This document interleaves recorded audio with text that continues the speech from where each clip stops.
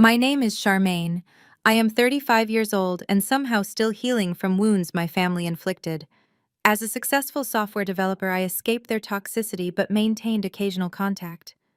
Last Sunday, they invited me to an upscale brunch to catch up. Between mimosas and avocado toast, my mother leaned forward smirking. You know, Charmaine, you are lucky we even include you. Pity goes a long way. I simply sipped my coffee and smiled. That night, I logged in disabled every family credit account and emailed my lawyer about selling the cabin. Before I continue this story, let me know where you are watching from in the comments below. Hit like and subscribe if you have ever had to stand up to family who underestimated your worth. Growing up in Fairfield, Connecticut meant privilege to outsiders. But inside our sprawling colonial home, emotional coldness permeated every corner. Our four-bedroom house with its manicured lawn and heated swimming pool was a fortress of expectations I could never quite meet. My childhood bedroom, painted pale blue at my mother Elaine's insistence, despite my preference for green, became my sanctuary and my prison. From elementary school through high school, I maintained straight A grades, joined honor societies, and desperately tried to buy their love with my achievements. Every report card, every coding award, every promotion at my tech firm was met with indifferent nods from my parents. But none of that prepared me for the ultimate betrayal by the man I married. I thought marrying Jamal would be my permanent escape. When we first met at a tech convention in Atlanta, he swept me off my feet with his southern charm and big promises. He told me we would build a real family, something I had craved my entire life. I moved my entire life down south for him. I poured my savings into his dreams. Fast forward to today, sitting inside a high-end Atlanta law firm. The heavy oak doors of the conference room closed behind me with a sickening thud. The room smelled of expensive leather-stale coffee and overwhelming arrogance. Across the polished mahogany table sat Jamal, my husband of 8 years. He used to be charming, a man who promised to protect me from the coldness of my past. Now he wore a custom-tailored suit that he had purchased using my credit card. He leaned back in his plush leather chair with a smug expression that made my stomach churn. Without a word, he reached into his designer jacket, pulled out a sleek silver pen, and scribbled something on his checkbook.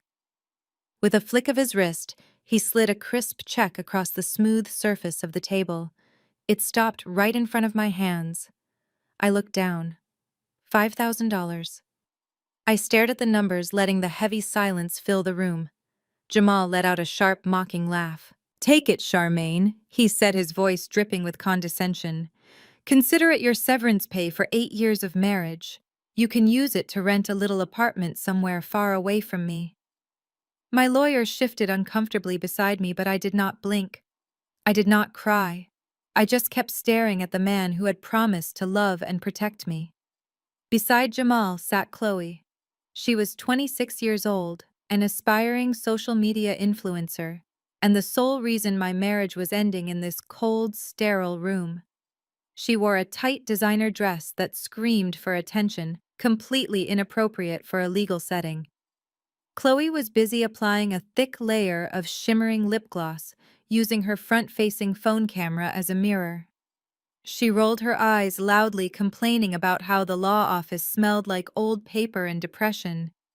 She whined to Jamal that they were going to be late for their dinner reservation at a trendy new steakhouse downtown. She did not even bother to look at me. To her, I was just a minor inconvenience standing in the way of her new glamorous life. She was already busy planning how to redecorate the house I had picked out, scrolling through expensive furniture catalogs on her phone while my lawyer reviewed the documents. It was sickening to watch. Jamal patted her knee affectionately before turning his cold gaze back to me. He laid out his demands like a king dividing his conquered territory. He was keeping the $800,000 house we had lived in. He was keeping total control of the luxury car rental business. It was a business I had secretly helped him build from the ground up. I had written the code for his entire booking system and quietly paid the down payments for his first fleet of cars using my tech salary, while he took all the public credit. And most agonizing of all, he was demanding primary custody of our 8-year-old daughter Zuri.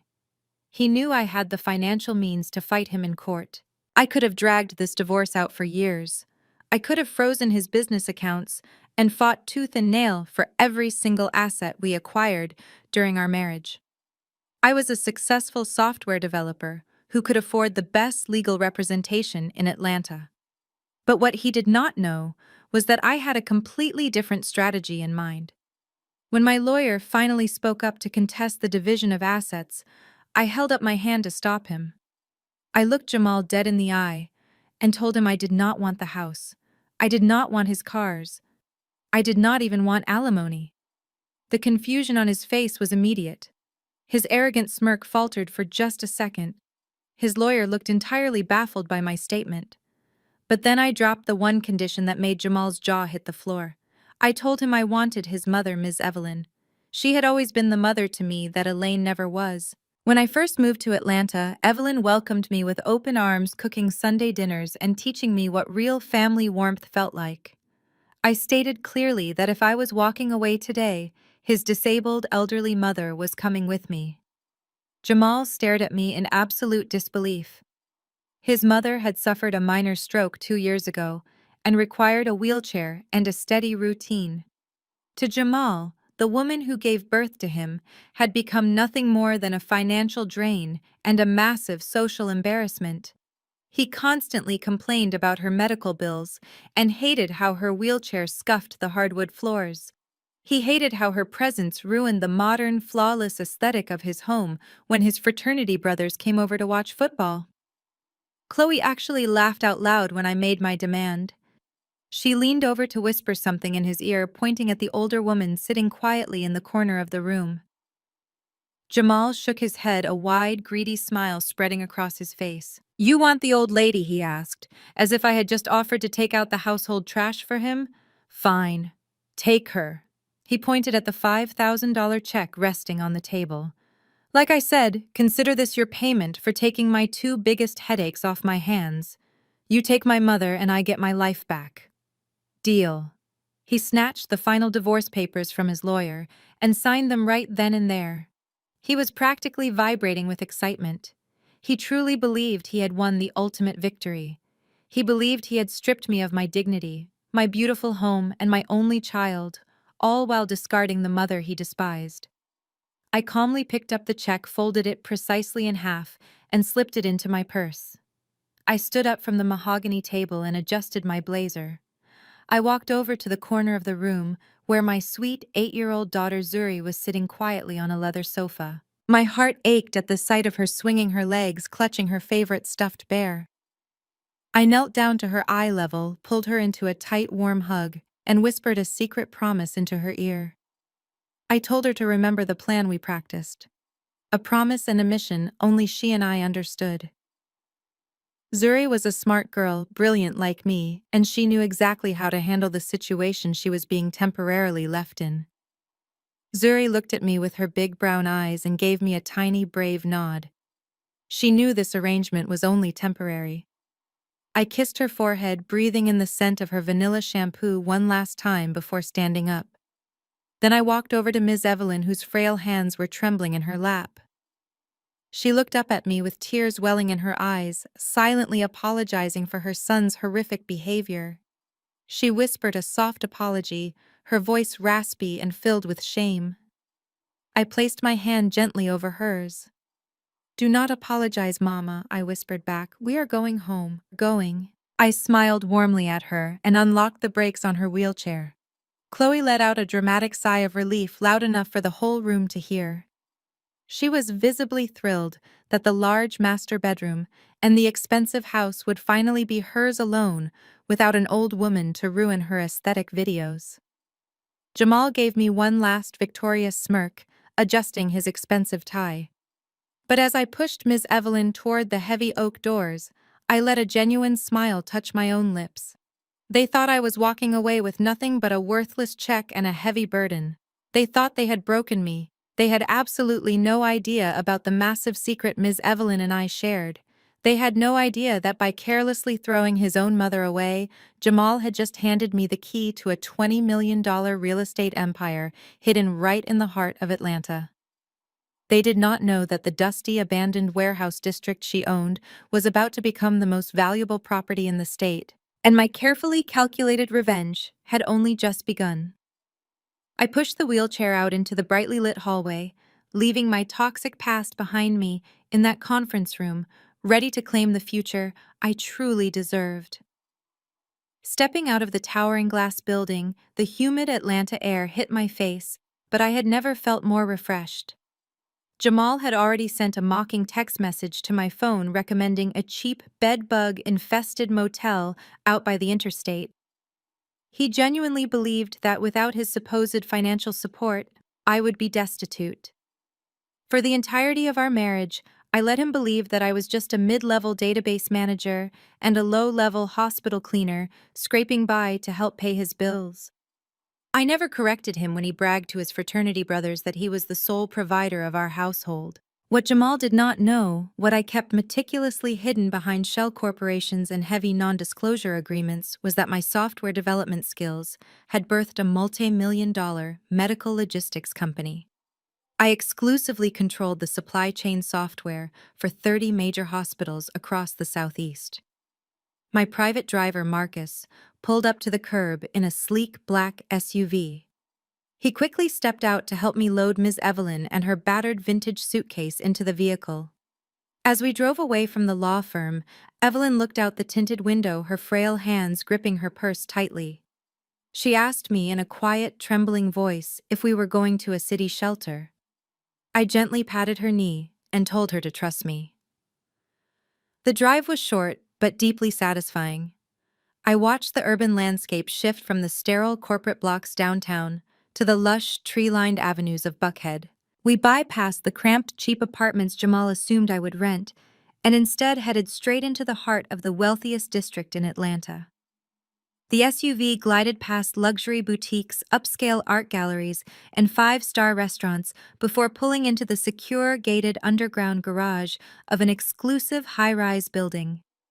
The security guard nodded respectfully as we passed, a stark contrast to the dismissive glares of Jamal's lawyer.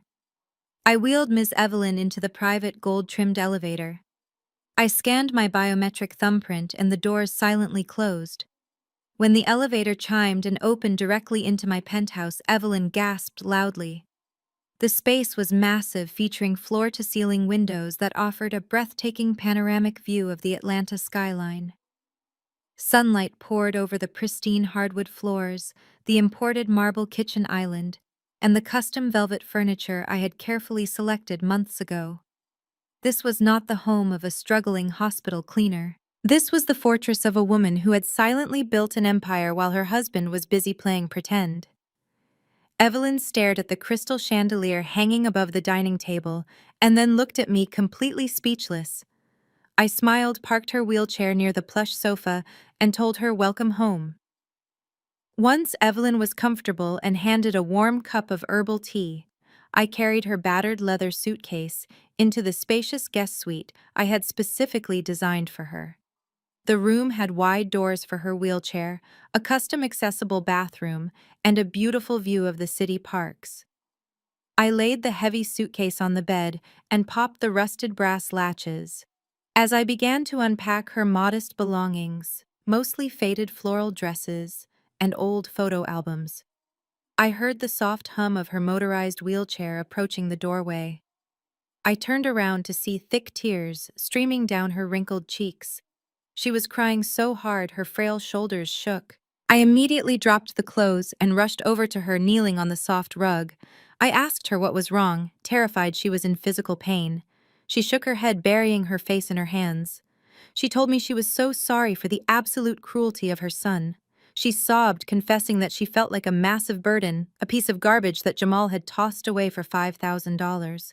She said she never wanted to ruin my life or drag me down with her medical issues, now that I was entirely on my own. I took her trembling hands in mine and looked directly into her eyes. I told her she was never a burden. I reminded her that when my own mother Elaine treated me like a disappointment back in Connecticut, she was the one who taught me how to make peach cobbler, who braided Zuri's hair with patience, and who sat up with me when I was sick. Then Evelyn looked away, the shame deepening the lines on her face. Her voice broke as she revealed a dark truth that made my blood boil. She confessed that for the past 2 years, Jamal had been systematically stealing her Social Security checks. Every single month, he intercepted the mail and forged her signature. He told her the money was going toward her expensive physical therapy and her heart medication. But Evelyn was not foolish. She had seen the bank statements he carelessly left on the kitchen counter. She knew he was funneling her meager survival funds directly into Chloe's designer handbag collection, expensive hair extensions, and luxury vacations. He had been starving his own disabled mother to fund his affair with a 26-year-old influencer. Evelyn cried that she had absolutely nothing left to her name, that she was entirely penniless, and she could not bear the thought of being a financial drain on me. I felt a surge of pure, unadulterated rage toward Jamal, but I kept my voice perfectly calm for Evelyn. I stood up from the floor and wiped the tears from her face. I told her she was not penniless. I told her that Jamal was an arrogant fool who only saw what was right in front of his greedy eyes. Evelyn looked confused as I walked back over to her open suitcase on the guest bed. "I did not just bring you here because I love you, Mama," I said, reaching into the suitcase. "I brought you here because it is time to take back everything he stole from you." Evelyn watched closely as I ran my fingers along the bottom of the old suitcase. She had packed it herself years ago, but she seemed to have forgotten its deepest secret. I pressed my thumbs into the corners of the worn fabric lining, found the concealed zipper I had discovered by accident when helping her pack during a hospital visit months prior, and pulled it back. Evelyn gasped sharply, her hand flying to her mouth. She had hidden something in there decades ago, long before Jamal's father passed away, and she had assumed it was completely lost to time and foreclosure. From the hidden compartment, I pulled out a thick, sealed manila envelope. The paper was yellowed and stiff with age. I walked over and gently placed it in her lap. Evelyn's hands shook violently as she broke the old wax seal and pulled out the crisp, heavy legal documents inside. It was the original deed to a massive commercial warehouse block located right in the heart of the historic Sweet Auburn district. Jamal knew about the property, of course. Years ago, he had scoffed at it, calling it a dilapidated pile of bricks in a dead neighborhood. When the property taxes piled up after Evelyn's stroke, Jamal told her he let the city foreclose on it. He told her it was worthless and not worth his time to manage. He used it as another excuse to call her a financial failure and strip away her independence. What Jamal did not know, and what I had kept absolutely secret, was that the city never foreclosed on it. 2 years ago, when I first saw the delinquency notices, I quietly hired a private attorney. I used the profits from my logistics company to pay off every single cent of the back taxes. I settled the liens. I brought the property code compliance up to date. I secured the perimeter. I did it all anonymously through a blind trust so Jamal would never find out. The property was free, clear, and fully legally owned by the woman sitting in front of me. Evelyn stared at the deed, tracing the raised ink of her name with her thumb. She looked up at me, her eyes wide with a mixture of shock, awe, and a newly ignited fire. She asked me how I managed to save it, how I had the money. I finally told her the truth about my business. I explained how I built my company in the quiet hours of the night while Jamal was out drinking, how I secured federal contracts, and how I made sure he never had access to my primary accounts. I told her that she was standing on a gold mine. The Sweet Auburn district was currently the target of the largest urban revitalization project in the history of Atlanta. Developers were aggressively buying up every square inch of land, and her warehouse block was sitting dead center in their crosshairs. I had already received preliminary inquiries from major urban development firms offering astronomical sums. They were desperate to acquire the land to build a massive tech hub and luxury shopping center. Jamal threw away a winning lottery ticket because he was too arrogant and impatient to look past the dirt. Evelyn sat silently for a long moment. The fragile weeping woman from 10 minutes ago vanished. In her place sat the resilient matriarch who had survived a lifetime of hardship. A fierce determination hardened her features. She looked down at the deed, then looked at me with absolute clarity.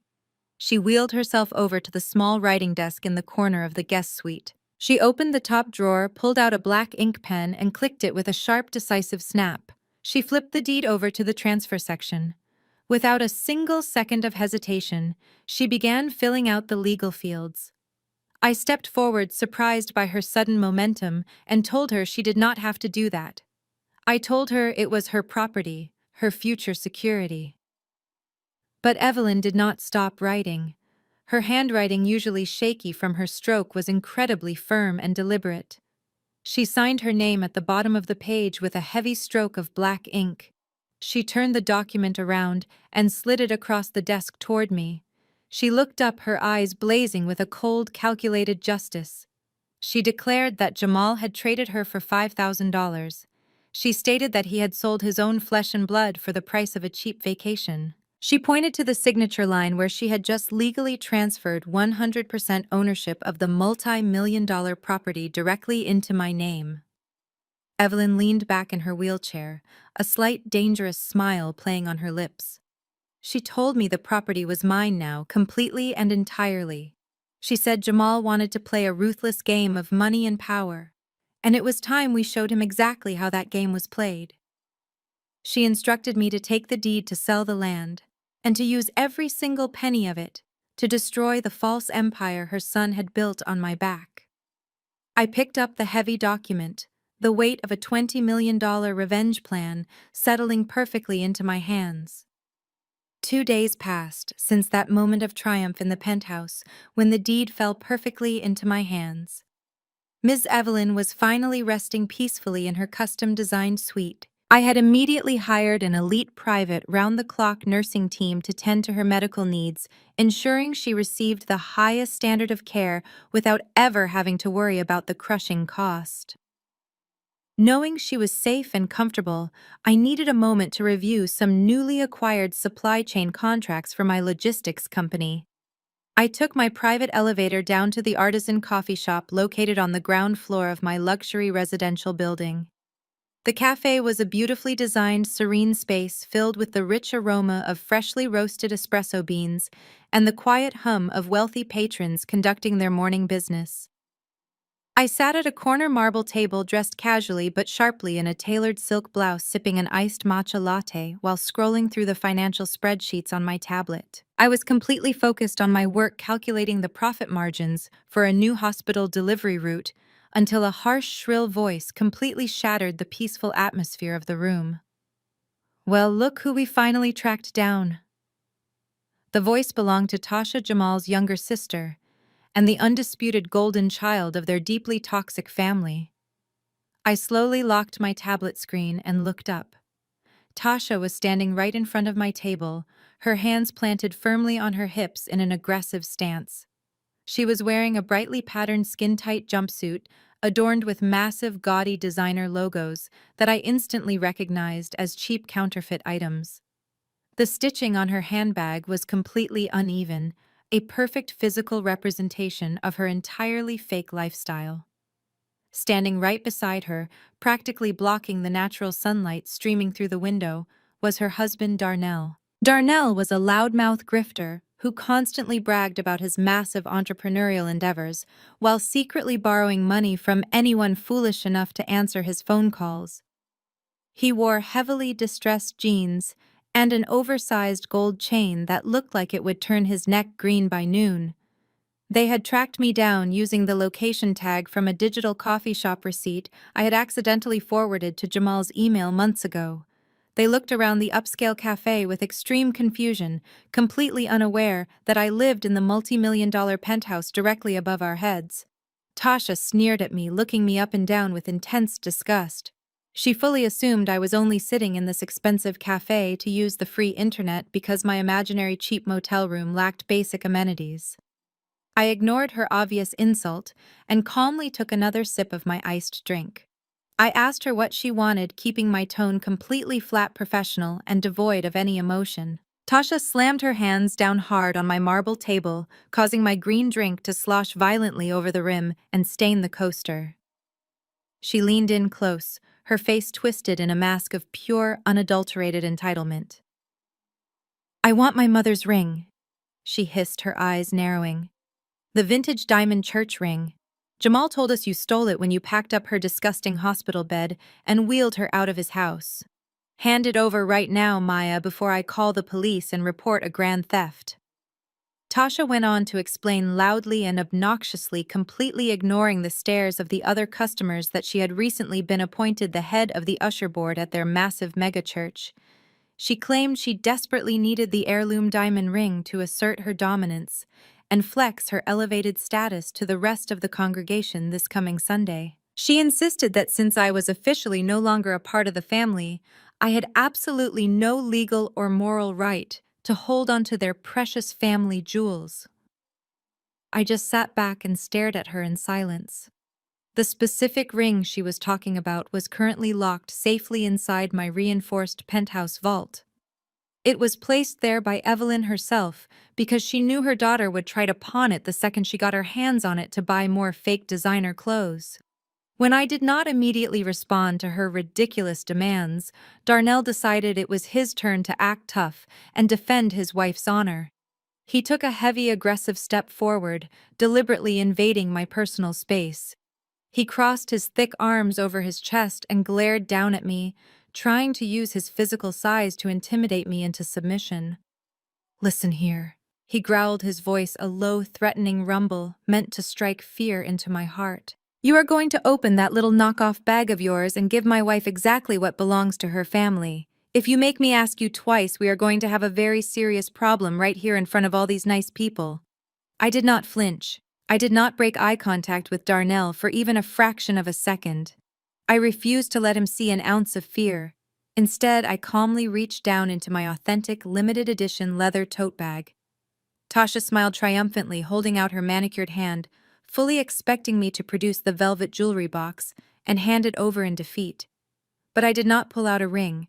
I wrapped my hand around a thick, heavy 3-ring binder. I hoisted it out of my bag and slammed it down onto the marble table with a deafening crack. The sharp sound echoed through the quiet coffee shop like a gunshot, causing dozens of patrons to turn their heads and stare directly at our table. Tasha yanked her hand back in absolute shock, her triumphant smile completely vanishing. "What is this garbage?" she demanded, staring at the thick binder resting between us. I reached out and flipped the heavy plastic cover open. The pages inside were filled with hundreds of highly organized, color-coded, and highlighted medical documents. I looked right into Tasha's eyes and raised my voice just enough so the surrounding tables could hear every single word I was about to say. "These are 2 entire years of your mother's medical bills," I announced clearly and firmly. "Every single hospital stay, every massive copay for her specialized heart medication, every grueling physical therapy session, and the enormous cost of the custom motorized wheelchair she desperately needs to survive." I flipped aggressively through the crisp pages, pointing to the bottom right corner of each separate document. "And right here on every single line is my signature, paid in full, directly from my private bank accounts." I stood up from my chair, suddenly leveling the playing field and forcing them to look me in the eye. Tasha took a slight step back, visibly unnerved by my complete lack of intimidation and the undeniable physical proof of my financial superiority. I demanded to know exactly where she was when her mother's health insurance mysteriously lapsed last winter. I asked her loudly why her name was suspiciously absent from every single emergency room admission form for the past 24 months. I publicly humiliated her right there in the cafe, pointing out that she was entirely too busy buying fake designer jumpsuits out of car trunks to visit her own disabled mother in the hospital even once. I told her the only time she ever pretended to care about Miss Evelyn was when she thought there was a shiny piece of jewelry she could use to show off to a church congregation that secretly laughed at her behind her back anyway. Tasha's face turned a violent, humiliating shade of red. She stammered and sputtered, completely unable to form a single coherent sentence as the wealthy coffee shop patrons began whispering among themselves and giving her openly disgusted looks. Darnell slammed his fist violently on the table, desperately trying to regain control of the crumbling narrative. "You think you are better than us just because you have a little bit of credit card debt?" he shouted, his voice cracking slightly, completely missing the point of the binder. "I am a premier wealth management consultant. I make more money in a single week than you make in a whole year cleaning hospital toilets." I turned my sharp, unforgiving gaze directly onto Darnell. I let out a cold, deeply mocking laugh that cut right through his fragile ego. "A wealth management consultant," I repeated loudly, making sure the businessmen at the next table heard me. "Darnell, you run a pathetic, illegal pyramid scheme. You sell toxic, unregulated energy drinks out of the trunk of your leased sedan. You have completely maxed out 3 separate credit cards under Tasha's name. And just last month, you literally begged Jamal for $500 to keep your electricity from being shut off. Do not stand in my presence and pretend you are anything more than a glorified scam artist living entirely off your wife's imaginary social status." Darnell's eyes widened in sheer panic as I loudly broadcasted his complete financial ruin to the entire cafe. His profound embarrassment quickly twisted into unpredictable, aggressive rage. He lunged forward, raising his arm high, his face contorted with explosive anger. "Watch your mouth, you arrogant!" he started to yell, stepping aggressively into my personal space with his fist clenched. He never got to finish his threatening sentence. Before his heavy foot even fully touched the ground, a massive hand clamped down on his shoulder, like an unbreakable steel vise. It was Leon, my elite private security guard, who had been sitting quietly at a small table near the entrance, reading a newspaper, waiting for me to finish my work. Leon was a towering, heavily muscled ex-military professional who absolutely did not tolerate threats against his high-net-worth clients. Leon twisted Darnell's arm back just an inch, but it was perfectly calculated to make Darnell gasp loudly in sudden blinding pain. His knees buckled slightly under the intense pressure. Leon leaned in close and spoke in a terrifyingly calm, low voice right next to Darnell's ear. "I highly suggest you step back from the lady right now, sir, before I decide you are a physical threat that needs to be permanently neutralized and removed from this property." Darnell immediately threw his free hand up in surrender, his tough guy facade shattering into a million pathetic pieces. He backed away so fast he stumbled clumsily over a wooden chair. Tasha grabbed his arm, her eyes wide with unadulterated shock and genuine fear. They suddenly realized they had severely miscalculated my entire situation. I was not a helpless, broke divorcee hiding out in a random cafe.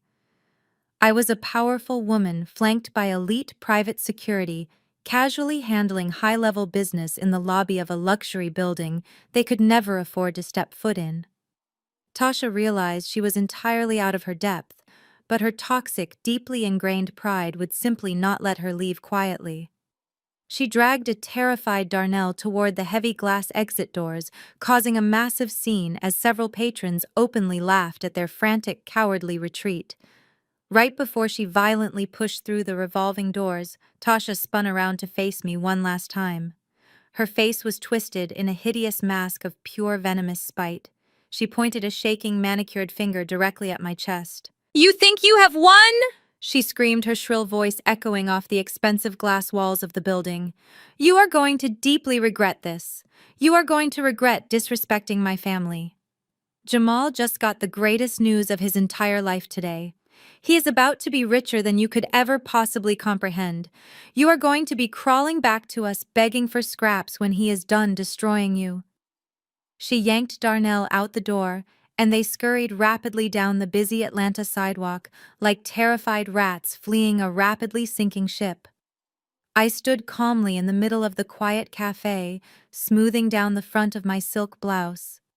I slowly sat back down at my marble table, closed my binder, and picked up my iced matcha latte. I took a slow, refreshing sip. I smiled warmly to myself, looking out the large glass window at the bustling city street. Tasha was completely right about one thing.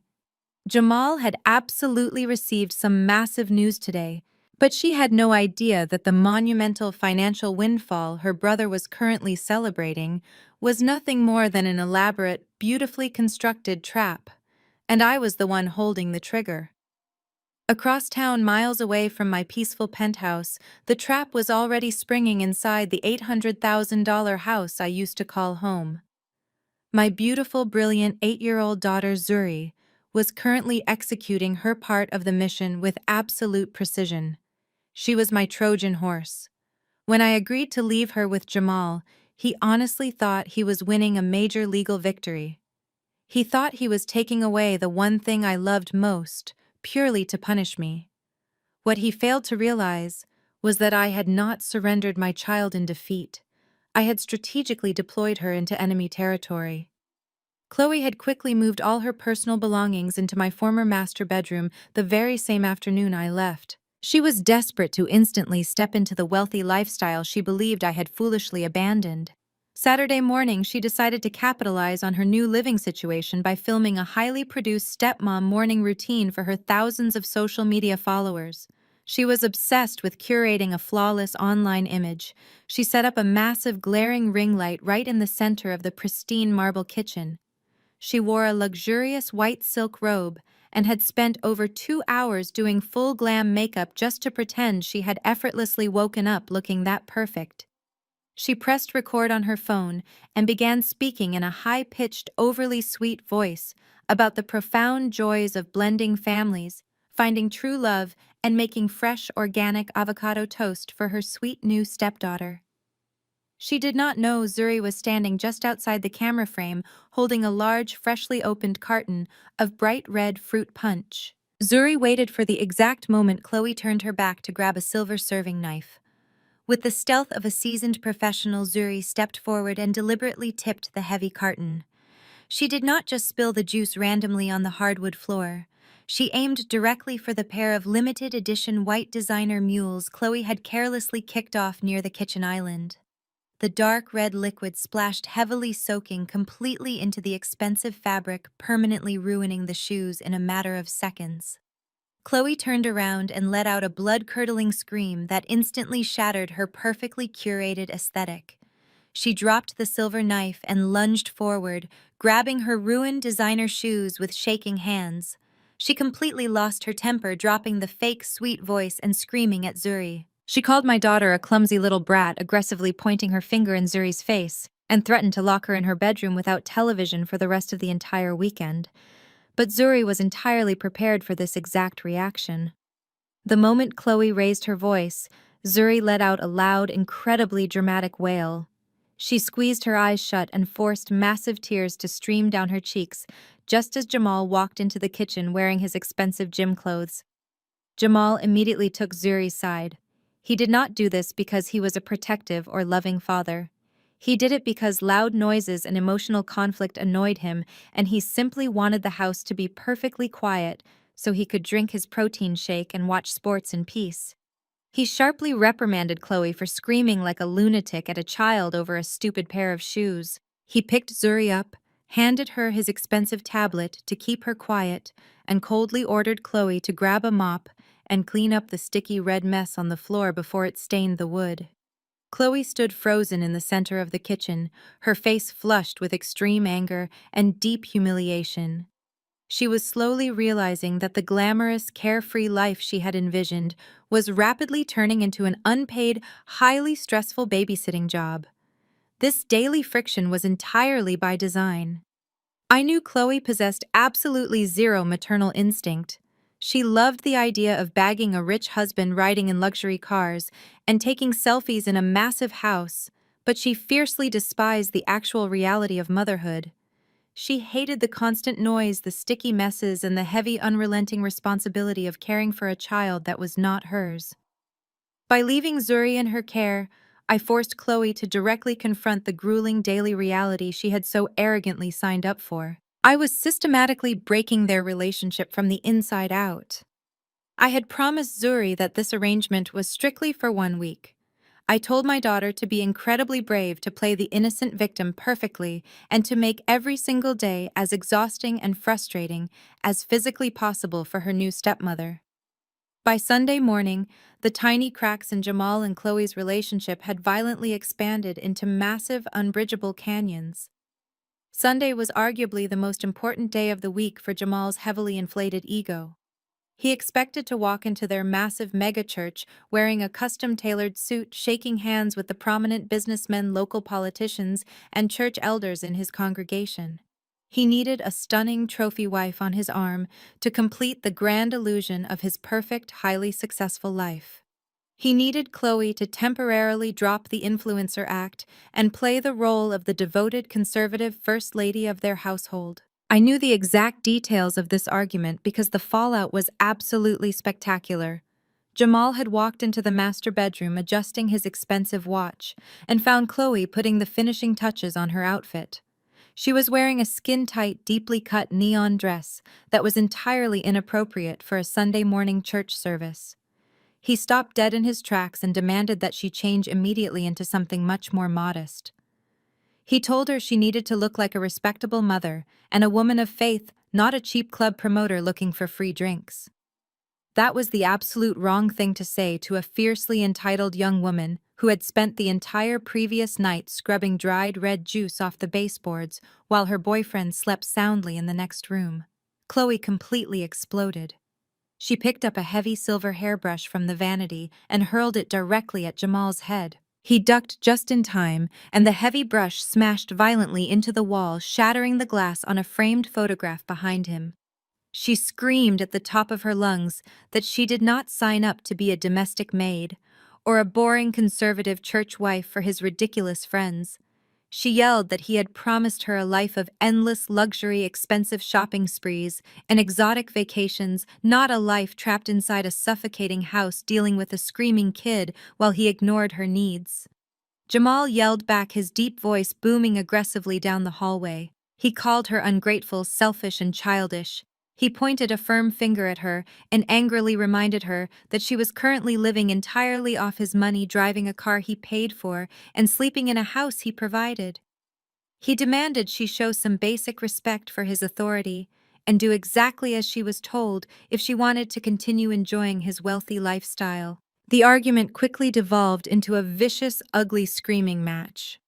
Their voices echoed through the large, empty house filled with vicious personal insults and deep-seated resentment that had been brewing since the moment I walked out the door. They were so entirely consumed by their own toxic, selfish battle that they completely forgot about the 8-year-old girl supposedly under their care.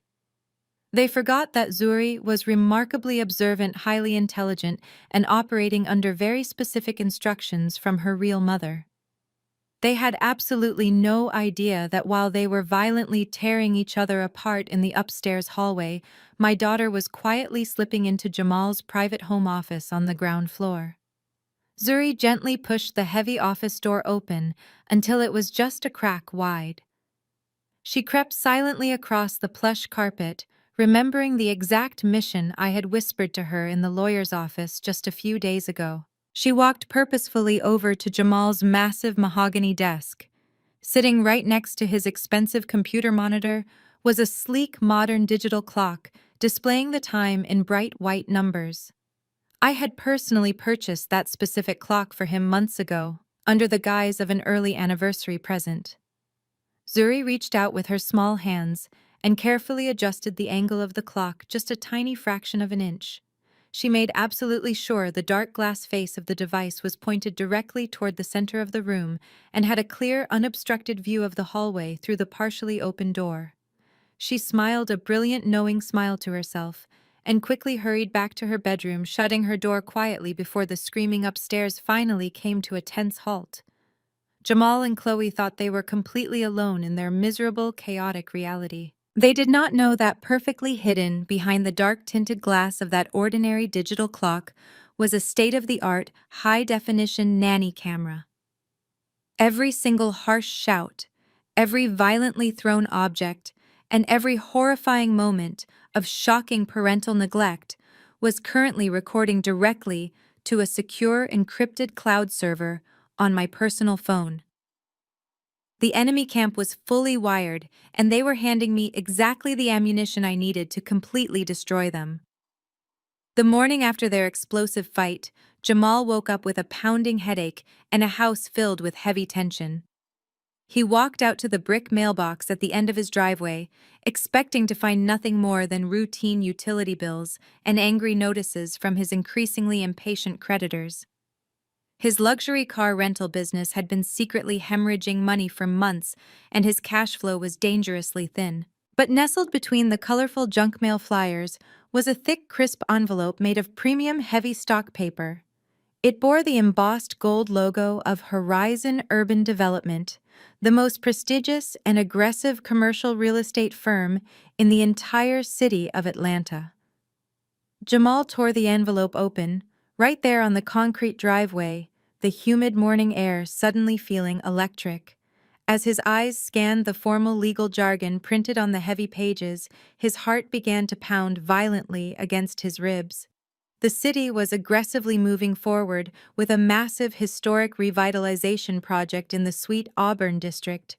They needed to immediately acquire the massive abandoned commercial warehouse block to serve as the anchor for a sprawling new technology hub and luxury shopping center.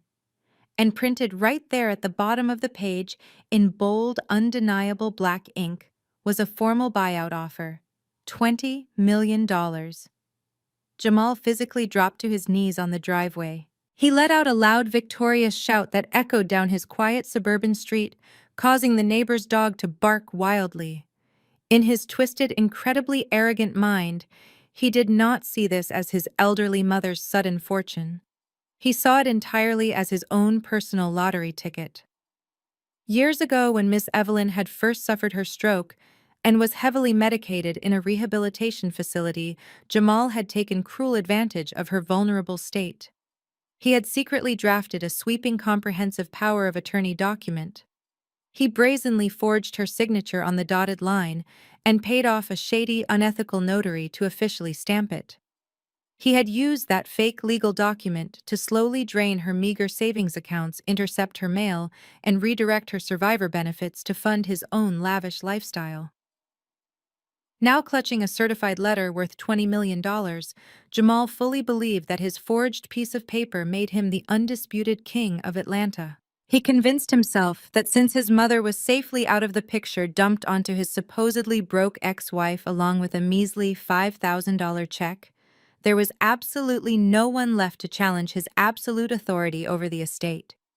He completely forgot that he had never actually bothered to check the official county property deed. He never bothered to investigate the massive tax liens he assumed had caused the city to foreclose on the property years ago. He only saw the massive number on the page, and his blinding greed instantly overrode any basic sense of caution or legal logic. Jamal sprinted back inside the large house, completely ignoring the sticky juice stains still ruining the kitchen floor.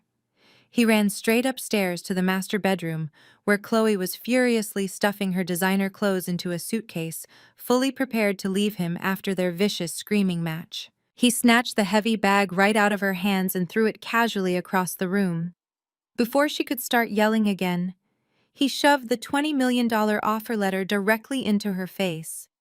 Chloe read the astronomical number, and her angry, resentful scowl instantly melted into a wide, fiercely greedy smile.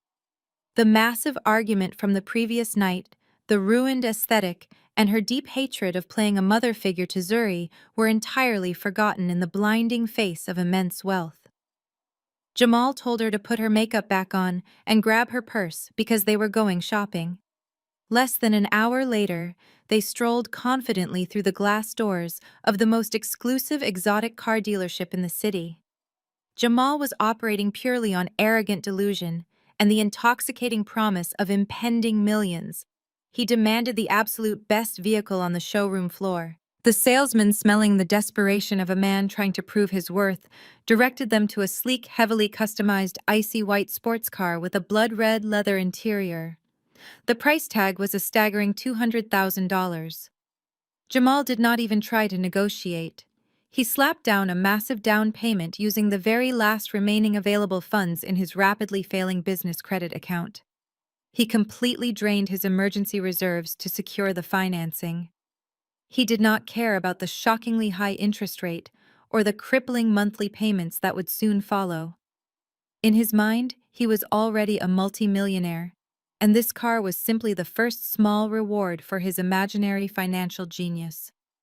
Driving back to the suburbs in their roaring new luxury vehicle, Jamal's inflated ego reached an absolute uncontrollable fever pitch.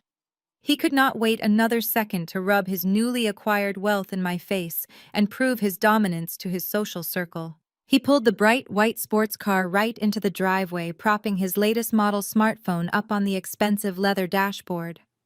With a smug, arrogant grin, he hit the button to start a live broadcast on his public social media page. Because of his flashy lifestyle and prominent status at the megachurch, his viewer count skyrocketed instantly. Within minutes, hundreds of his fraternity brothers' church members, local business associates, and gossiping neighbors tuned in to watch the spectacle. Jamal leaned back in the plush driver's seat wearing his expensive designer sunglasses indoors and began to speak with sickening arrogance. He held the certified Horizon Urban Development letter right up to the camera lens. He carefully placed his thumb over the exact property address to maintain a sense of mystery, but he made absolutely sure everyone watching could clearly read the bold $20 million figure printed at the bottom. He laughed loudly and deeply into the microphone, shaking his head in a theatrical display of mock pity. He then decided to publicly address me directly to his massive audience. He called me his bitter, thoroughly broke ex-wife. He told his entire audience that I had made the absolute biggest mistake of my pathetic life by walking away from a true visionary business mind. He bragged endlessly that while I was busy scrubbing dirty hospital floors and changing his disabled mother's adult diapers in some cheap rundown motel room across town, he was actively stepping into a level of generational wealth I could never even begin to comprehend.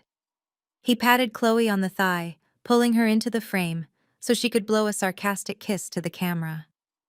He claimed that real high-value men always trade up for a much better life, and that dumping his heavy baggage was the greatest financial decision he ever made. But simply bragging to a digital screen was not nearly enough to satisfy his raging narcissism.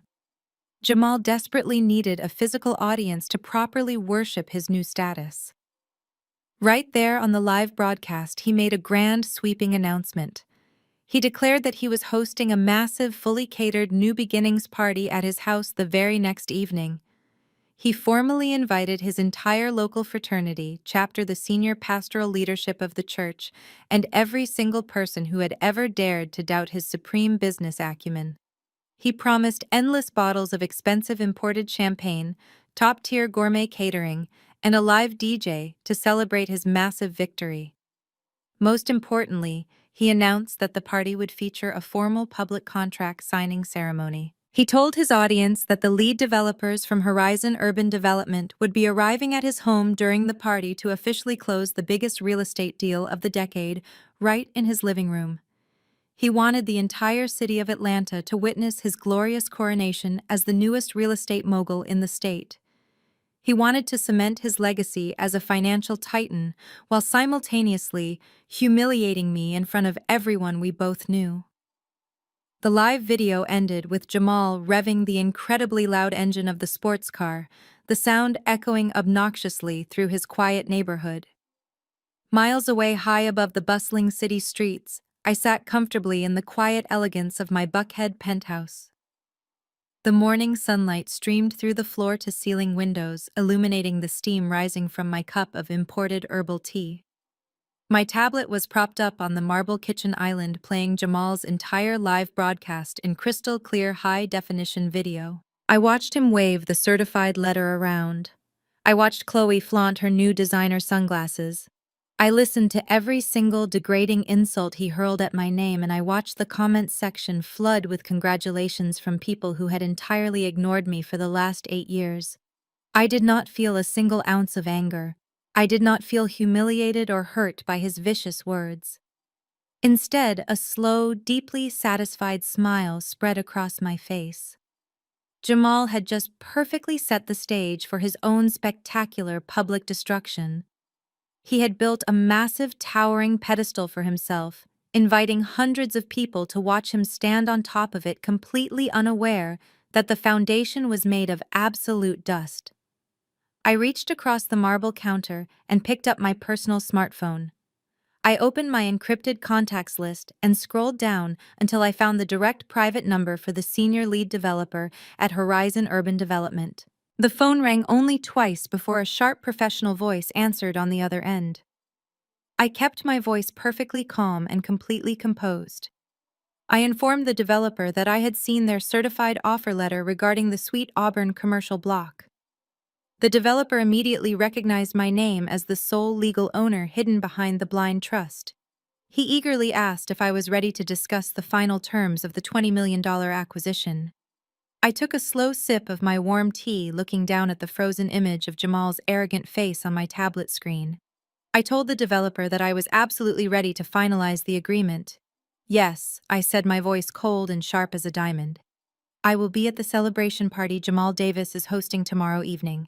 Bring the final contracts directly to that address. We are going to close this deal in front of a very large audience. The following evening, the quiet suburban street where I used to live was completely transformed into a chaotic circus of unwarranted arrogance and borrowed money. I sat in the plush leather back seat of my private tinted SUV parked discreetly just half a block away from the $800,000 house. I watched through the dark window as valet drivers frantically sprinted up and down the street, attempting to park an endless stream of luxury vehicles. Jamal had spared absolutely no expense for his grand coronation. He had hired the most exclusive catering company in Atlanta. Waiters in crisp white tuxedos navigated the crowded lawn carrying silver trays loaded with beluga caviar, imported oysters, and champagne glasses filled with incredibly expensive vintage wine. Massive strobe lights flashed from the backyard, casting vibrant purple and gold hues against the night sky, while the heavy bass of loud hip-hop music rattled the windows of the surrounding homes. Jamal had clearly maxed out his final desperate lines of credit to fund this spectacular illusion. He wanted the entire city to witness his ascension to the billionaire class. My private security guard, Leon, sat in the front seat monitoring the live feed from the nanny camera hidden inside the digital clock in Jamal's office. Through the earpiece, I could hear every single arrogant conversation echoing through the main living room. Tasha and Darnell were currently holding court near the massive marble fireplace, acting as if they were the wealthy aristocrats of Atlanta. Tasha was wearing another hideous skin-tight designer knockoff, holding a crystal champagne flute and loudly bragging to the senior pastor's wife. She claimed that Jamal was going to buy her a sprawling vacation villa in Cabo San Lucas by the end of the month. She boasted that her family had always possessed superior business genetics and that they were finally taking their rightful place among the global elite. Right beside her, Darnell was aggressively handing out his cheap glossy business cards to Jamal's wealthy fraternity brothers. He was brazenly pitching his illegal pyramid scheme, falsely claiming that he had been officially appointed as the chief financial officer of Jamal's new real estate empire. He promised them guaranteed returns on their investments, trying to hustle thousands of dollars from unsuspecting guests who believed his close proximity to Jamal made him legitimate. Meanwhile, Chloe was treating my former living room like her own personal photography studio. She had hired a professional videographer to follow her around for her social media channels. She posed dramatically next to a massive, ridiculous ice sculpture carved into the shape of a giant dollar sign. She wore a sparkling diamond necklace that Jamal had undoubtedly purchased on credit just hours before. She looked down her nose at the older church members refusing to speak to anyone who did not have a massive social media following. She was completely intoxicated by the delusion of endless wealth, entirely unaware that the foundation of her glamorous new life was actively crumbling beneath her expensive designer shoes. Suddenly, a sleek black town car pulled smoothly into the circular driveway, bypassing the chaotic valet stand. A sharp, distinguished man stepped out of the back seat. He wore a perfectly tailored charcoal suit, carried a slim leather briefcase, and possessed an aura of absolute, undeniable authority. It was Mr. Sterling, the senior lead developer for Horizon Urban Development. He walked up the front steps, his face completely unreadable and strictly professional. Inside the house, Jamal spotted Mr. Sterling walking through the grand foyer. Jamal's eyes widened with manic excitement. He began clapping his hands loudly, signaling the DJ to immediately cut the loud music.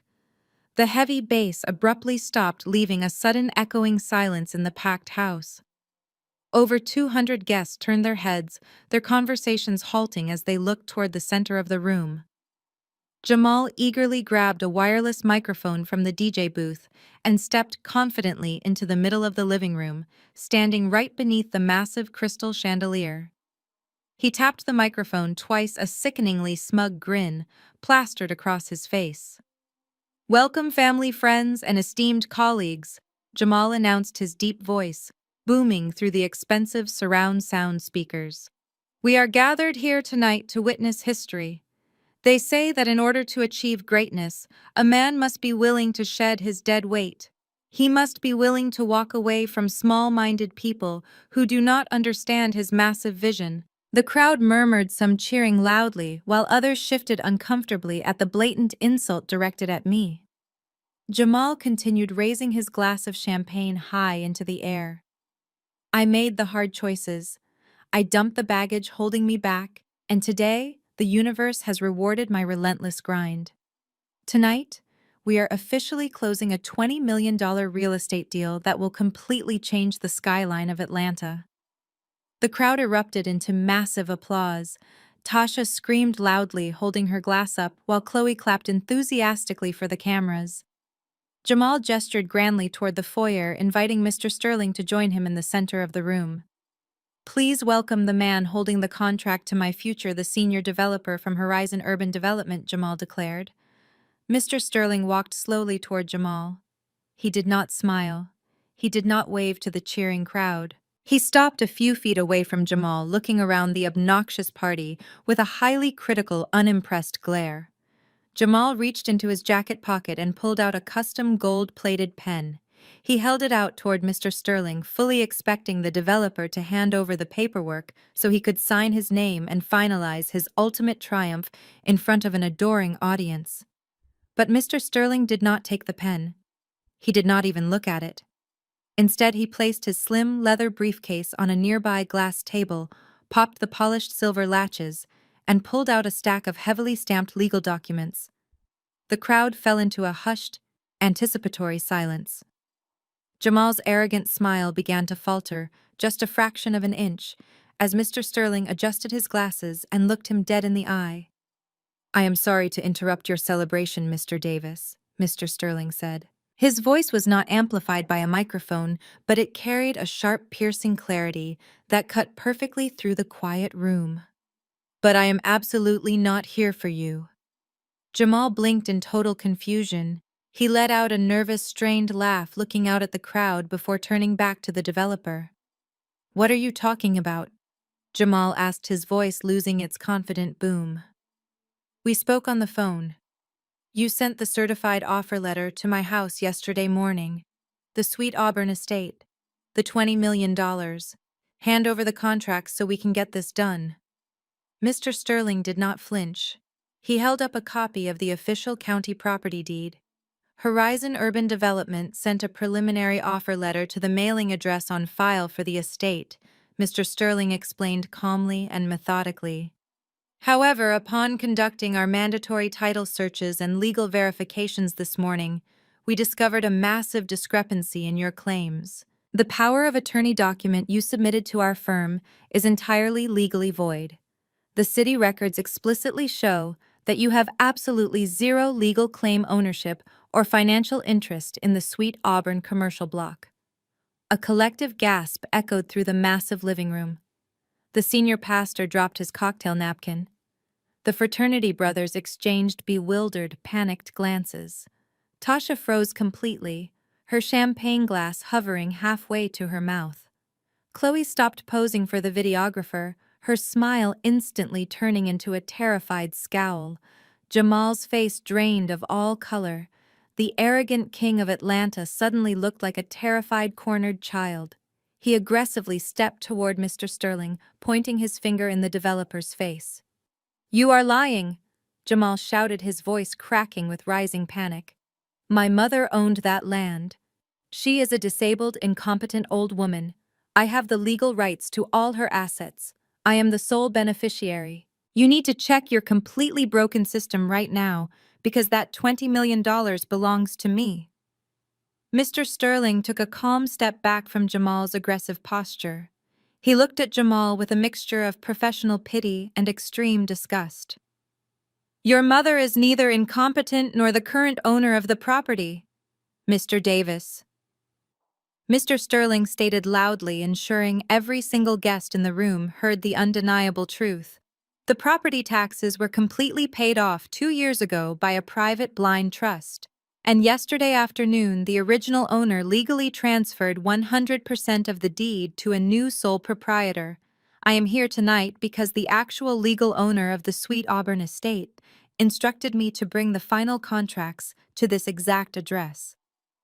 Jamal began hyperventilating. He violently ran his hands over his shaved head, his carefully constructed reality completely shattering into a million sharp pieces. He screamed, completely losing control of his temper in front of the entire church congregation. "Who is the owner?" Before Mr. Sterling could answer, the heavy oak front doors of the house swung wide open. The sudden movement caught the attention of the guests near the foyer. The crowd slowly parted like the Red Sea, falling into an absolutely stunned, breathless silence. I stepped over the threshold and walked directly into the blinding light of the crystal chandelier. I was dressed flawlessly in a custom floor-length emerald green gown that hugged my curves perfectly. My hair was styled in sleek, elegant waves, and I wore a subtle, confident smile that radiated pure, unstoppable power. I did not look like a broken, discarded ex-wife. I looked like an undisputed queen arriving to reclaim her stolen throne. And right in front of me, sitting in her motorized wheelchair, was Ms. Evelyn. I pushed her gently into the center of the massive room.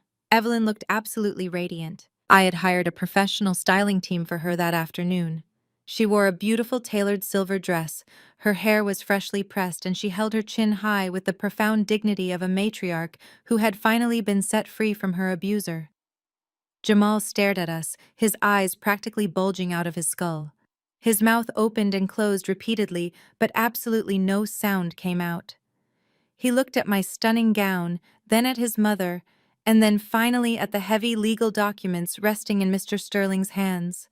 The horrifying realization slammed into him like a speeding freight train. I walked calmly through the silent, staring crowd, leaving Evelyn parked comfortably near the edge of the impromptu stage. I stepped right up to the marble fireplace, stopping mere inches away from my trembling, hyperventilating ex-husband. He looked at me with a mixture of absolute terror and utter disbelief. I reached out smoothly, my manicured hand wrapping firmly around the handle of the wireless microphone he was still clutching. I effortlessly pulled it right out of his weak, stunned grip. I turned my back to him, looked out at the massive sea of shocked faces, and prepared to deliver the final crushing blow. The silence in the massive living room was absolute. Over 200 guests stood completely frozen, their eyes darting frantically between me, Mr. Sterling, and the hyperventilating man I used to call my husband. The obnoxious purple and gold strobe lights from the backyard continued to flash through the large glass windows, casting harsh, chaotic shadows across the stunned faces of the crowd. The videographer Chloe had hired was still standing near the ice sculpture, the red recording light on his heavy camera, blinking steadily, capturing every single second of this spectacular downfall. I held the wireless microphone firmly in my manicured hand, feeling the cold metal ground me as I prepared to dismantle Jamal's entire fake reality brick by brick. I looked out at the sea of wealthy church members, arrogant fraternity brothers, and gossiping neighbors. 4 days ago, I began my voice echoing clearly and powerfully through the expensive surround sound speakers. The man standing behind me sat in a luxury law firm and demanded a divorce. He demanded this house. He demanded his car rental business. He demanded primary custody of our daughter. And he demanded that I walk away with absolutely nothing. A quiet murmur rippled through the crowd. The senior pastor frowned, crossing his arms over his chest as he listened intently. But he made one massive, fatal miscalculation. I continued my gaze locking onto Tasha, who looked like she was about to pass out from sheer panic. He viewed the woman who gave birth to him as nothing more than a financial burden. He complained about her medical bills. He hated how her wheelchair ruined the aesthetic of his perfectly curated life. So when I told him the only thing I wanted from our 8-year marriage was to take Ms. Evelyn with me, he did not hesitate. He did not argue. Instead, he laughed. I paused, letting the heavy weight of my words settle over the room. I reached into my designer emerald clutch and pulled out a crisp, folded piece of paper. I held it up high under the bright glow of the crystal chandelier so everyone could see it. Jamal sold his own mother to me for exactly $5,000. I announced, my voice slicing through the room like a perfectly sharpened blade. He wrote this check as a severance package to get rid of what he called his two biggest headaches. He threw his own flesh and blood away for the price of a cheap weekend vacation. A loud collective gasp erupted from the church congregation. The senior pastor's wife covered her mouth in absolute horror. The elderly women in the usher board, who had known Ms. Evelyn for decades, began whispering furiously, shooting venomous glares at Jamal. In our community, abandoning your mother was the ultimate unforgivable sin. Jamal's carefully constructed image as a devoted God-fearing family man completely disintegrated in a matter of seconds. I turned around to face Jamal. He was sweating profusely, his expensive custom suit suddenly looking like a cheap costume. He was still clutching a crystal glass filled with expensive vintage champagne. I walked right up to him, my eyes locked onto his terrified face. I held the $5,000 check directly over his glass and simply let it go. The paper fluttered down and landed perfectly in the bubbling golden liquid. The ink immediately began to bleed, ruining the expensive drink, just as thoroughly as he had ruined his own life. "Consider your garbage collected," I whispered, stepping back as he stared down at the soggy paper floating in his glass. I turned my attention away from him, entirely dismissing him like an unruly child, and walked confidently toward the massive marble kitchen island. Mr. Sterling was waiting there, his leather briefcase open, the heavy legal documents arranged in a perfectly neat stack. He handed me a sleek, custom-engraved pen with a respectful nod. The crowd watched in breathless silence as I leaned over the cool marble. With a few swift, deliberate strokes of the pen, I formally executed the contract. I signed my name permanently, securing the $20 million acquisition of the Sweet Auburn estate. I handed the pen back to Mr. Sterling. "Congratulations, ma'am," he said loudly enough for the front row of guests to hear. "The funds will be securely transferred to your private accounts by tomorrow morning." I thanked him warmly, and he quickly packed up his briefcase, casting one final, pitying look at Jamal before walking out the front door. He did not even bother saying goodbye to the man who had invited him. I picked up the microphone again, turning back to the stunned audience. "For years, Jamal told all of you that I was just a low-level hospital cleaner," I said, making direct eye contact with a group of his fraternity brothers who had always treated me with blatant disrespect. "He let you believe he was the sole provider, the brilliant business mind carrying the weight of our family.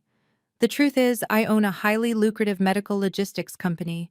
I secure multi-million-dollar federal supply chain contracts. I paid the down payments for his first fleet of rental cars. And I was the one who secretly paid off the massive tax liens on the Sweet Auburn property, ensuring it remained fully under Ms. Evelyn's legal control until she graciously transferred the deed to me yesterday." Jamal let out a pathetic, strangled sound. He was backed up against the marble fireplace, pulling nervously at his silk tie as if it were suddenly choking him. But I was not finished. I walked toward the center of the room, gesturing broadly to the high ceilings, the expensive artwork, and the towering glass windows. "Since we are clearing the air tonight, I think it is incredibly important to discuss the very ground we are standing on," I announced. "Jamal loves to brag about this $800,000 house. He loves to show it off on his live broadcasts. But what he conveniently failed to mention to his followers is that his luxury car rental business has been secretly hemorrhaging money for over a year. He is drowning in high-interest debt. To fund his lavish lifestyle and buy expensive gifts for his new girlfriend, he took out a massive, highly leveraged commercial business loan. And he used this exact house as the primary collateral. Chloe let out a sharp shriek. She dropped her designer purse onto the hardwood floor, her face completely pale. She stared at Jamal, realizing that the millionaire she thought she had successfully stolen was actually entirely broke. I looked directly at Jamal, my smile fading into a cold, hardened expression of pure business. "When you filed for divorce, you thought you were protecting your assets," I said, my tone completely merciless. "You thought you were leaving me with nothing, but the bank holding your massive business loan recently bundled their high-risk commercial debts and sold them to a private investment firm, a firm that is wholly owned by my logistics company." The realization hit the room like a physical shockwave. Darnell, who had been aggressively passing out his fake business cards just 10 minutes ago, slowly backed away into the shadows, desperately trying to distance himself from the radioactive fallout. Tasha looked like she was going to be physically sick. She realized that the brother she had relentlessly championed was a complete and total fraud, and the sister-in-law she had viciously mocked was now her incredibly wealthy landlord. "Jamal," I said clearly into the microphone, "you have missed 3 consecutive payments. You are officially in severe default. I own the paper on this house. I own the paper on your business. And I am officially calling in the debt. You and your ridiculous girlfriend have exactly 48 hours to pack up your cheap designer knockoffs and vacate my property. If you are still inside this house by Tuesday morning, I will have the county sheriff physically drag you out onto the front lawn." The party completely imploded.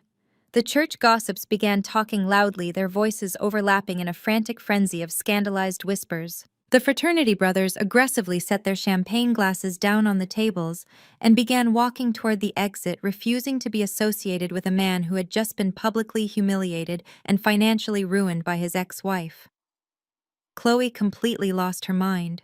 She ran up to Jamal, hitting him hard in the chest with her fists, screaming that he was a broke liar and a pathetic loser, before turning around and sprinting up the stairs to pack her bags. Jamal's fragile, massive ego could not handle the sheer magnitude of his public destruction. He watched his friends leave. He watched the pastor shake his head in disgust. He watched his fake empire burn to the ground in front of hundreds of witnesses.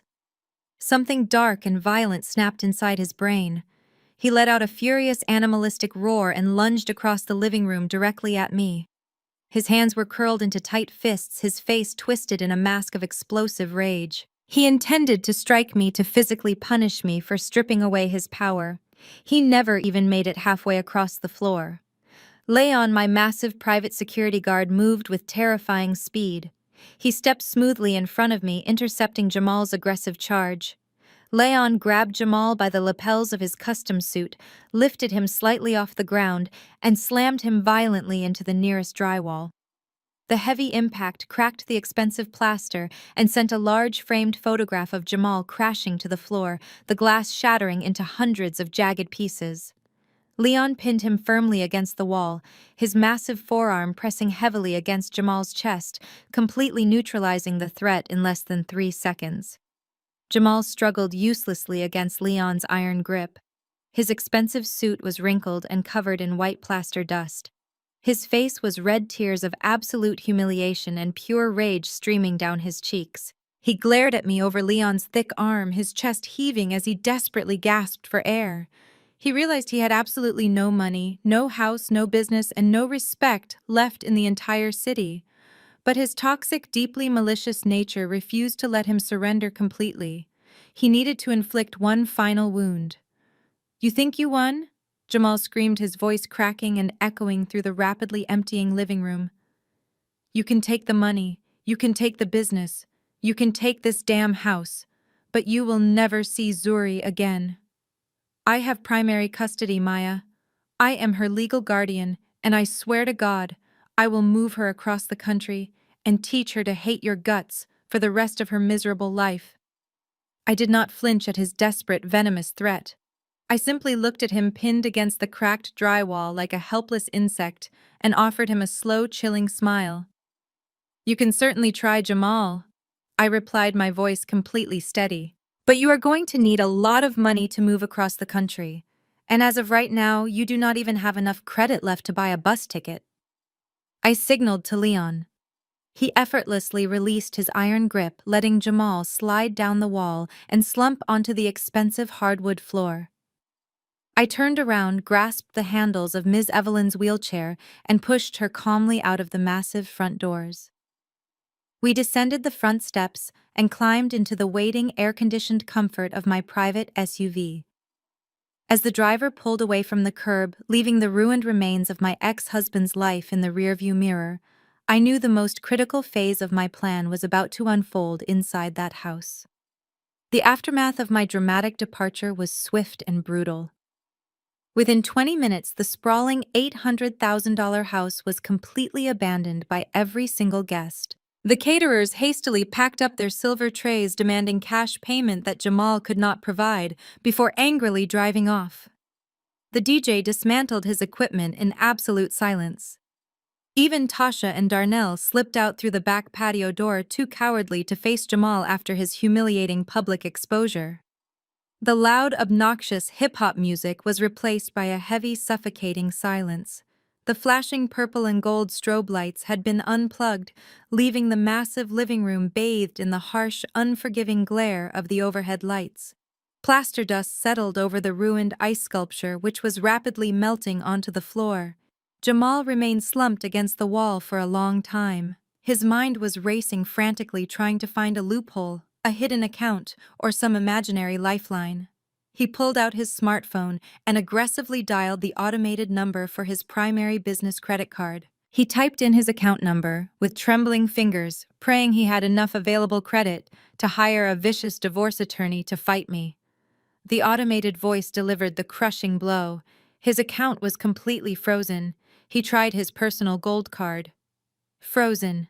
He tried the joint checking account he had drained months ago, overdrawn and locked.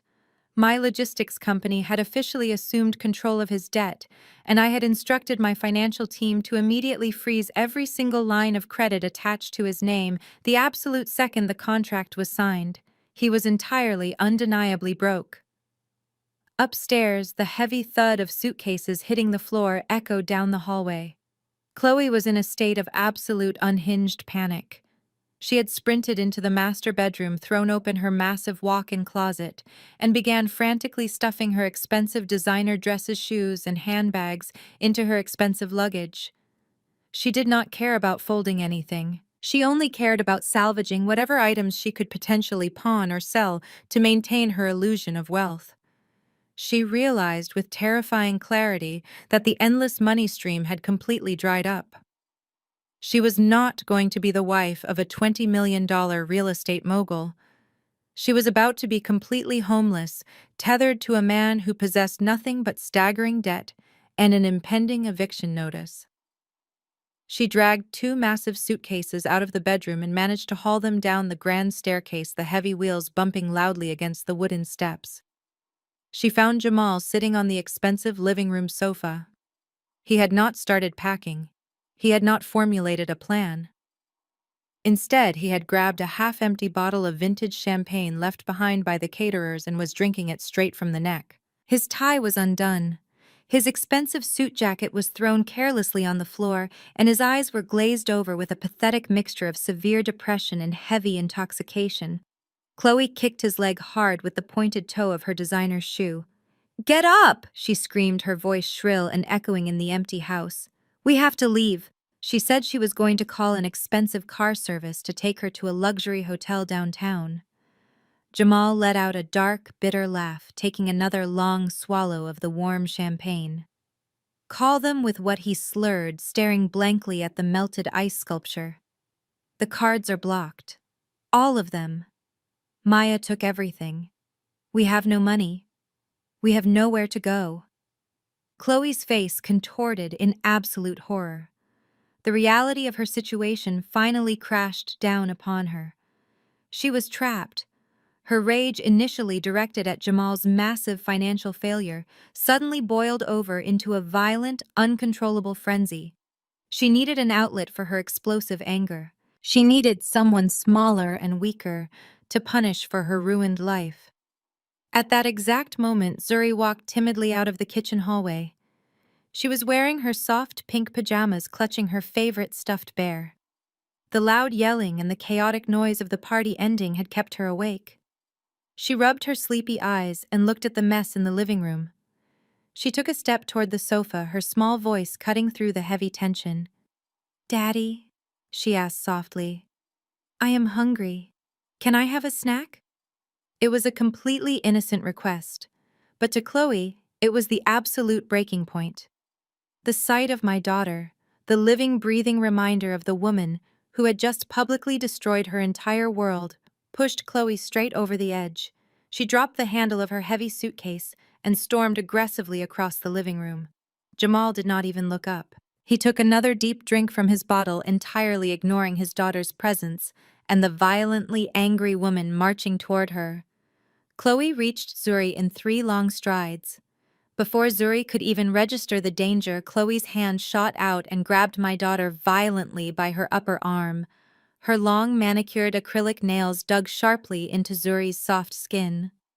Zuri let out a loud, terrified shriek, dropping her stuffed bear onto the hardwood floor as Chloe yanked her aggressively forward. "You want a snack?" Chloe screamed, getting right into Zuri's tearful face. Her breath smelled of stale wine and pure hatred. "You think anyone cares if you are hungry? Look around you, you little brat. Everything is gone. Your precious mother abandoned you. She dumped you here because she does not want you. She hates you. We all hate you." Zuri began to cry loudly, genuine tears of fear mixing with the strategic role she was playing. She struggled against Chloe's tight grip, crying out for her father. "Daddy, help me! She is hurting me, Daddy!" Jamal sat less than 10 feet away. He heard every single word. He saw Chloe digging her nails into his daughter's arm. He saw the terror in Zuri's eyes, and he did absolutely nothing. He did not stand up. He did not tell Chloe to let go. He simply turned his head away, stared blankly at the cracked drywall, and lifted the champagne bottle to his lips once again. He willfully abandoned his child to protect his own miserable, drunken peace. Chloe sneered, empowered by Jamal's pathetic inaction. She dragged Zuri roughly down the hallway toward the kitchen. Zuri's bare feet slid desperately against the polished wood as she tried to pull away. Chloe dragged her straight to the heavy solid wood door of the walk-in pantry. She yanked the door open, shoving Zuri violently inside the cramped windowless space. "You can stay in the dark until you learn to shut your mouth," Chloe hissed viciously. She slammed the heavy door shut, completely cutting off the light, and loudly engaged the metal deadbolt lock on the outside. Inside the pitch-black pantry, Zuri pounded her small fists against the solid wood. "Let me out," she cried loudly. "It is dark, Daddy, please." The muffled sounds of her desperate pleas echoed down the hallway, but Chloe simply walked away, returning to her suitcases in the living room. Jamal remained motionless on the sofa, completely dead inside, willingly allowing his 8-year-old daughter to be locked in a dark closet by an enraged, abusive woman. They thought they were completely alone. They thought their horrifying actions would remain a dark, unspoken secret within the walls of their ruined home. They thought nobody was watching. But right across the hallway, through the partially open door of Jamal's home office, the sleek digital clock sat perfectly positioned on the mahogany desk. Behind its dark glass face, the high-definition lens of the hidden nanny camera captured every single horrifying second of the abuse. The sensitive internal microphone recorded the sickening sound of Chloe's nails digging into Zuri's arm. It recorded the vicious, psychologically damaging lies Chloe screamed into my daughter's face. It captured the loud, undeniable click of the metal deadbolt locking a terrified child in the dark. And most damning of all, the camera captured Jamal sitting passively on the sofa, actively ignoring his daughter's desperate cries for help while he continued to drink. It was a flawless, undeniable masterpiece of legal evidence recorded in stunning 4K resolution. Inside the pitch-black pantry, the heavy pounding against the door slowly stopped. The loud, terrified crying abruptly ceased, replaced by complete silence. Zuri sat down comfortably on a soft bag of flour resting on the bottom shelf. She wiped the fake tears from her cheeks in the darkness. Her heart was beating fast, but she was not broken. She was her mother's daughter, and she knew exactly what needed to be done. She reached up and tapped the screen of the sleek smartwatch strapped securely to her wrist. The small device emitted a faint, comforting blue glow in the dark closet. I had explicitly disabled all the distracting games and features on the watch, programming it with only one function: a direct encrypted text message line to my personal phone. Zuri quickly opened the messaging application. With steady, incredibly brave fingers, she typed out the single prearranged code word we had practiced a dozen times before I left her there. Checkmate. She pressed send. The tiny screen confirmed the message was delivered. She leaned back against the shelves, safe in the knowledge that her part of the dangerous mission was officially over. Now it was my turn to completely obliterate them. Miles away, sitting in the back of my luxury SUV as we drove toward my Buckhead penthouse, my phone vibrated sharply in my hand. I looked down at the illuminated screen. The single word glowed brightly against the dark background. A fierce, protective fire ignited in my chest.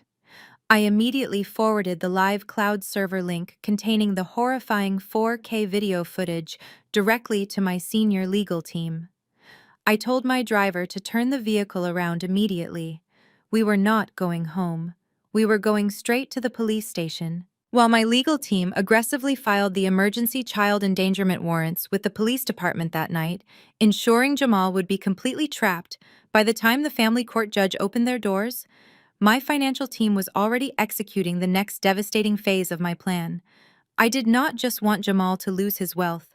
I wanted him to watch his entire identity be physically stripped away. The bright, unforgiving Atlanta sun rose over the massive asphalt lot of Jamal's luxury car rental business. Jamal arrived at his leasing office early, his eyes bloodshot and his hands trembling. He had spent the entire night desperately trying to shuffle imaginary funds between his frozen bank accounts. His business was his ultimate pride and joy.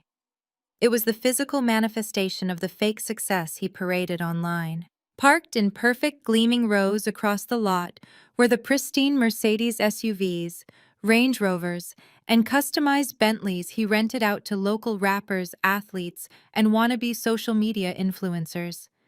He barely had time to unlock the glass front door of his office before the deep, vibrating rumble of heavy diesel engines shook the pavement beneath his expensive leather shoes.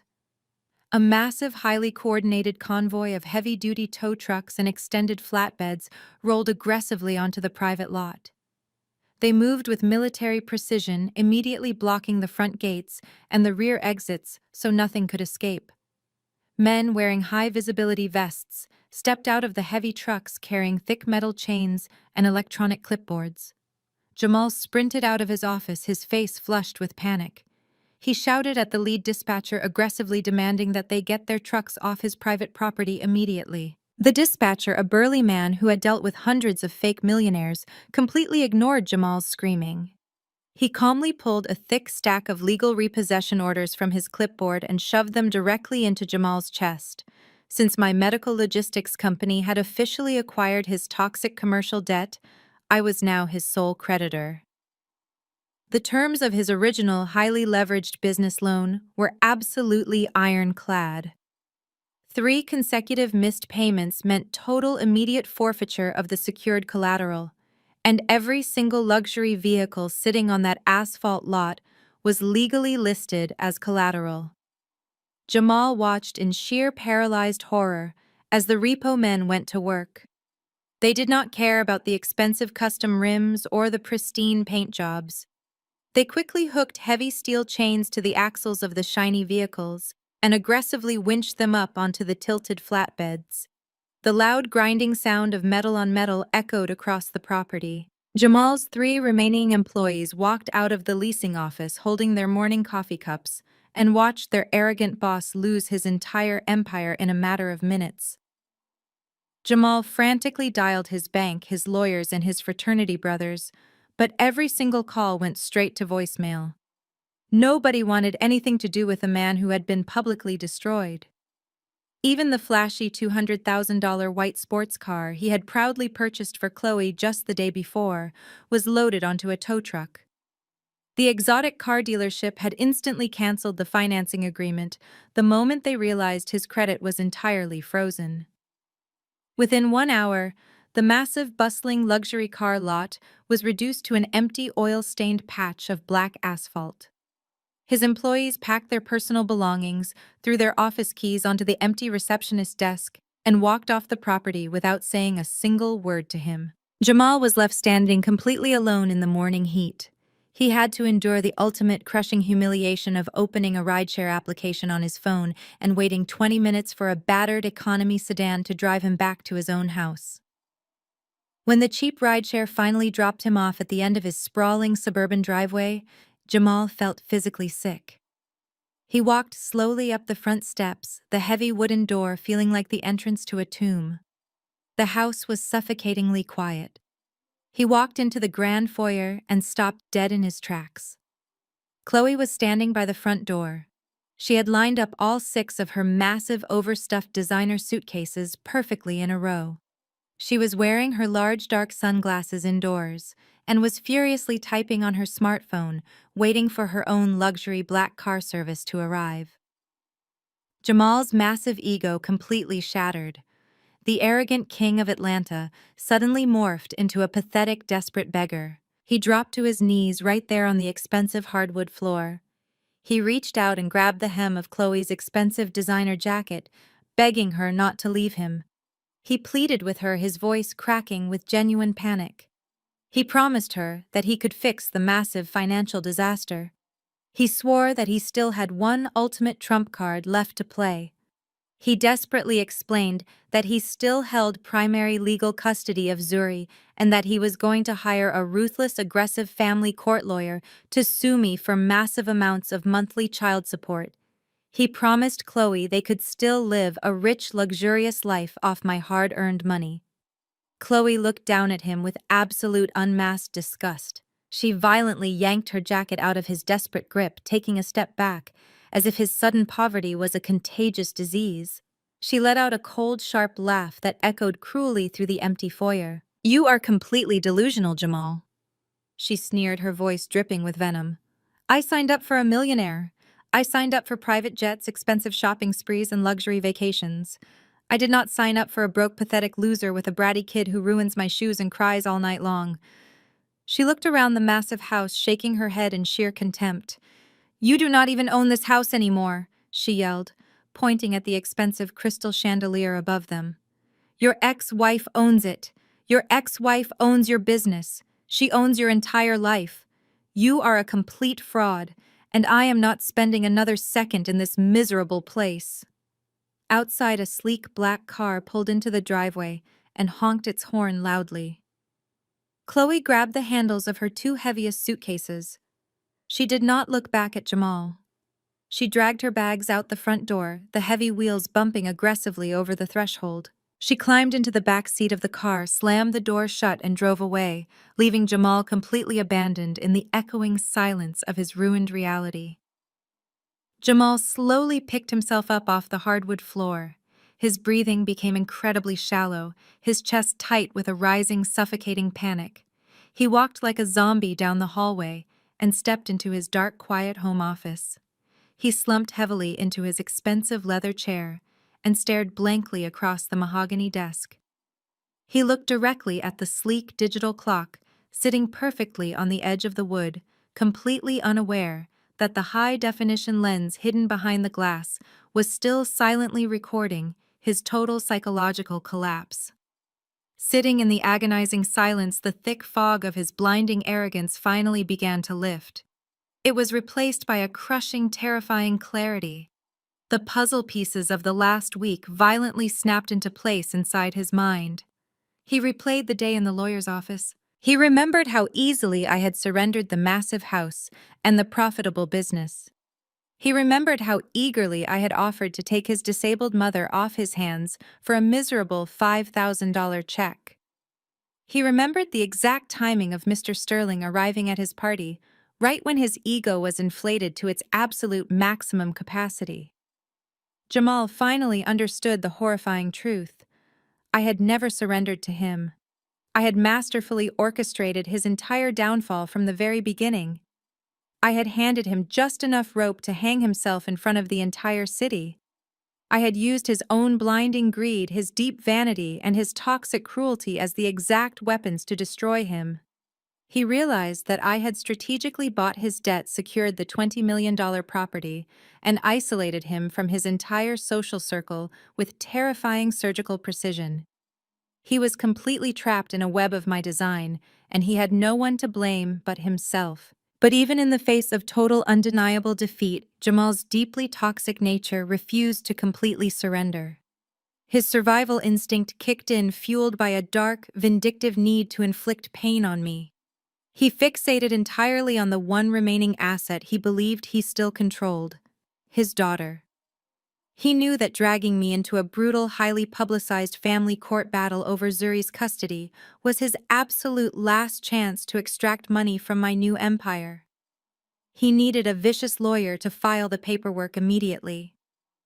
But ruthless lawyers required massive cash retainers up front, and Jamal did not have a single dollar to his name. Sweating desperate and backed entirely into a corner, he pulled his smartphone out of his pocket. He scrolled past the block numbers of his former friends and stopped at the only people he believed still owed him blind loyalty. He took a deep breath and dialed the number for his sister Tasha and her loudmouth husband Darnell. The phone rang endlessly, the monotonous tone echoing in Jamal's quiet, dark office.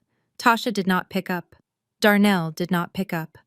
After 5 consecutive attempts, the automated voice told him the voicemail box was full.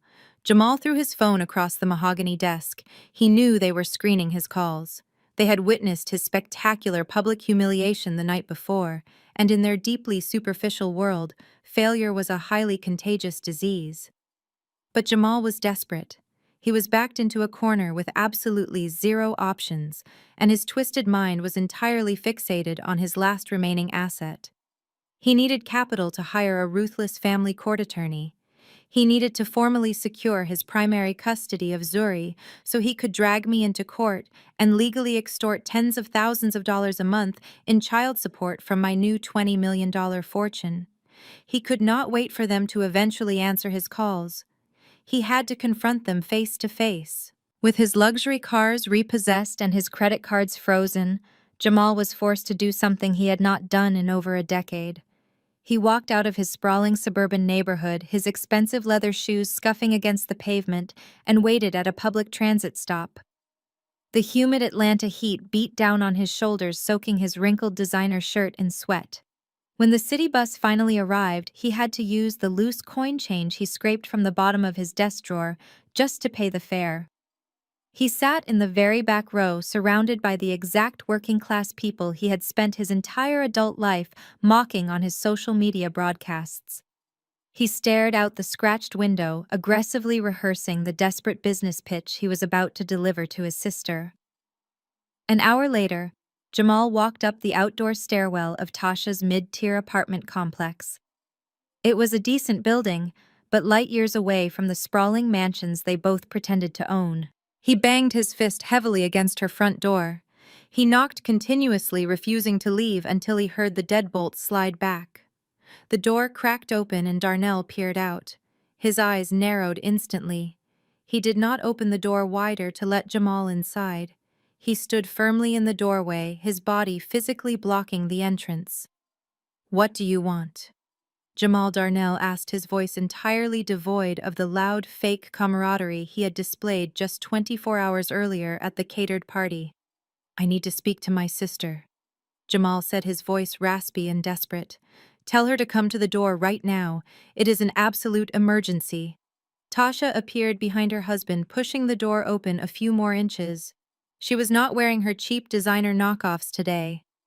She wore a simple robe, her face stripped of makeup, revealing the cold, calculating expression she had inherited from their toxic father. She looked at her older brother, taking in his wrinkled clothes, his sweat-stained collar, and his panicked, bloodshot eyes.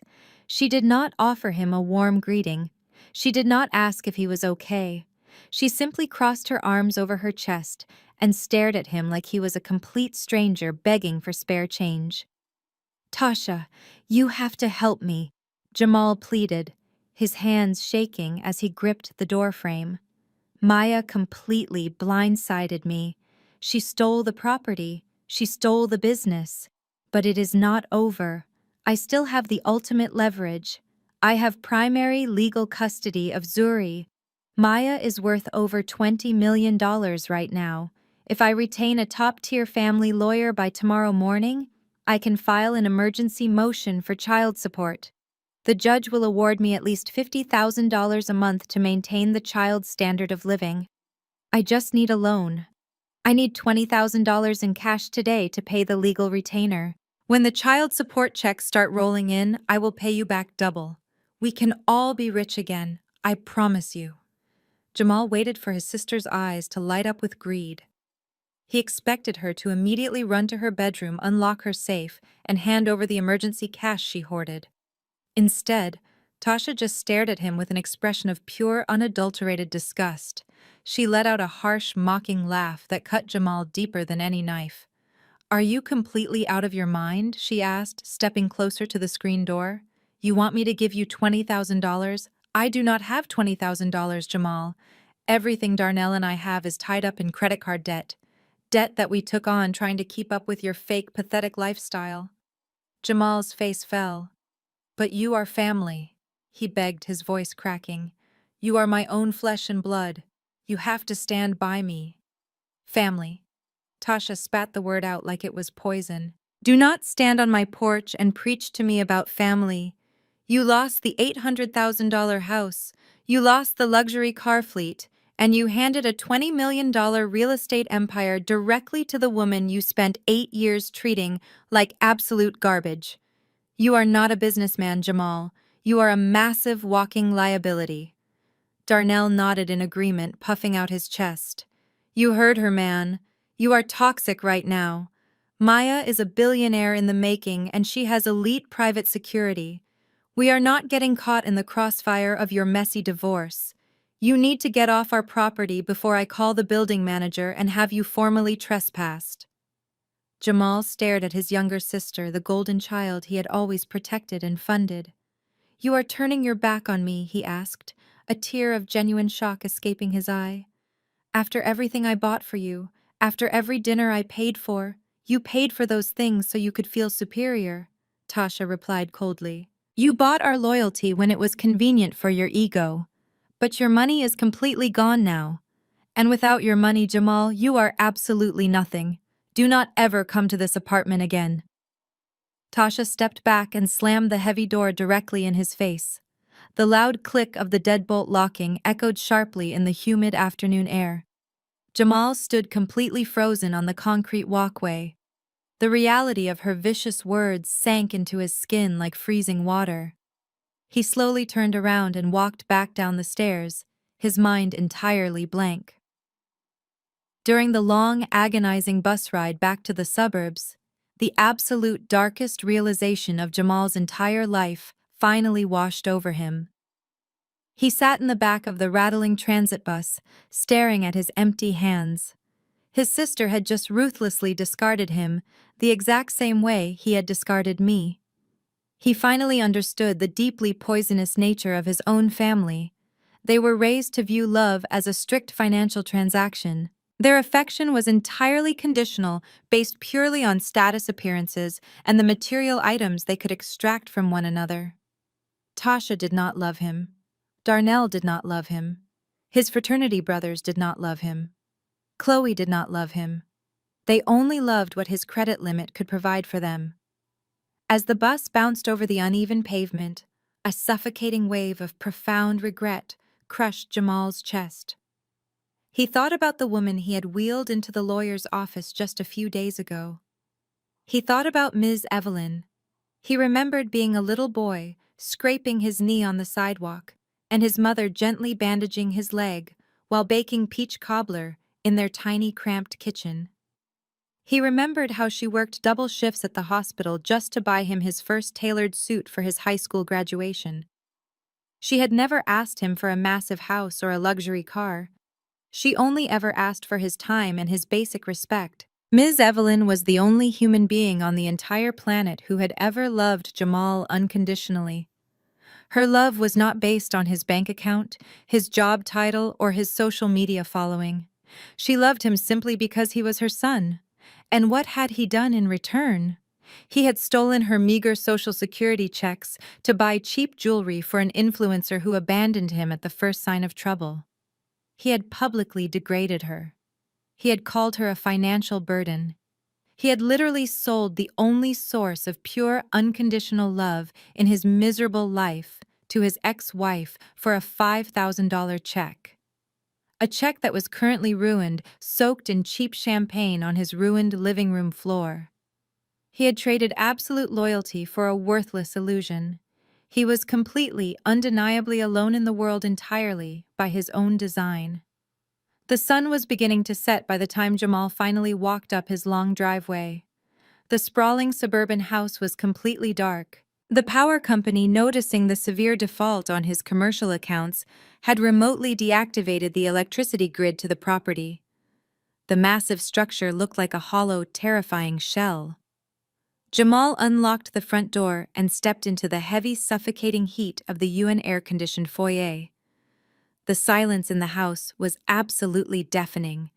He walked slowly through the dark living room, his expensive shoes crunching over the dried plaster dust and shattered glass from the previous night's physical altercation.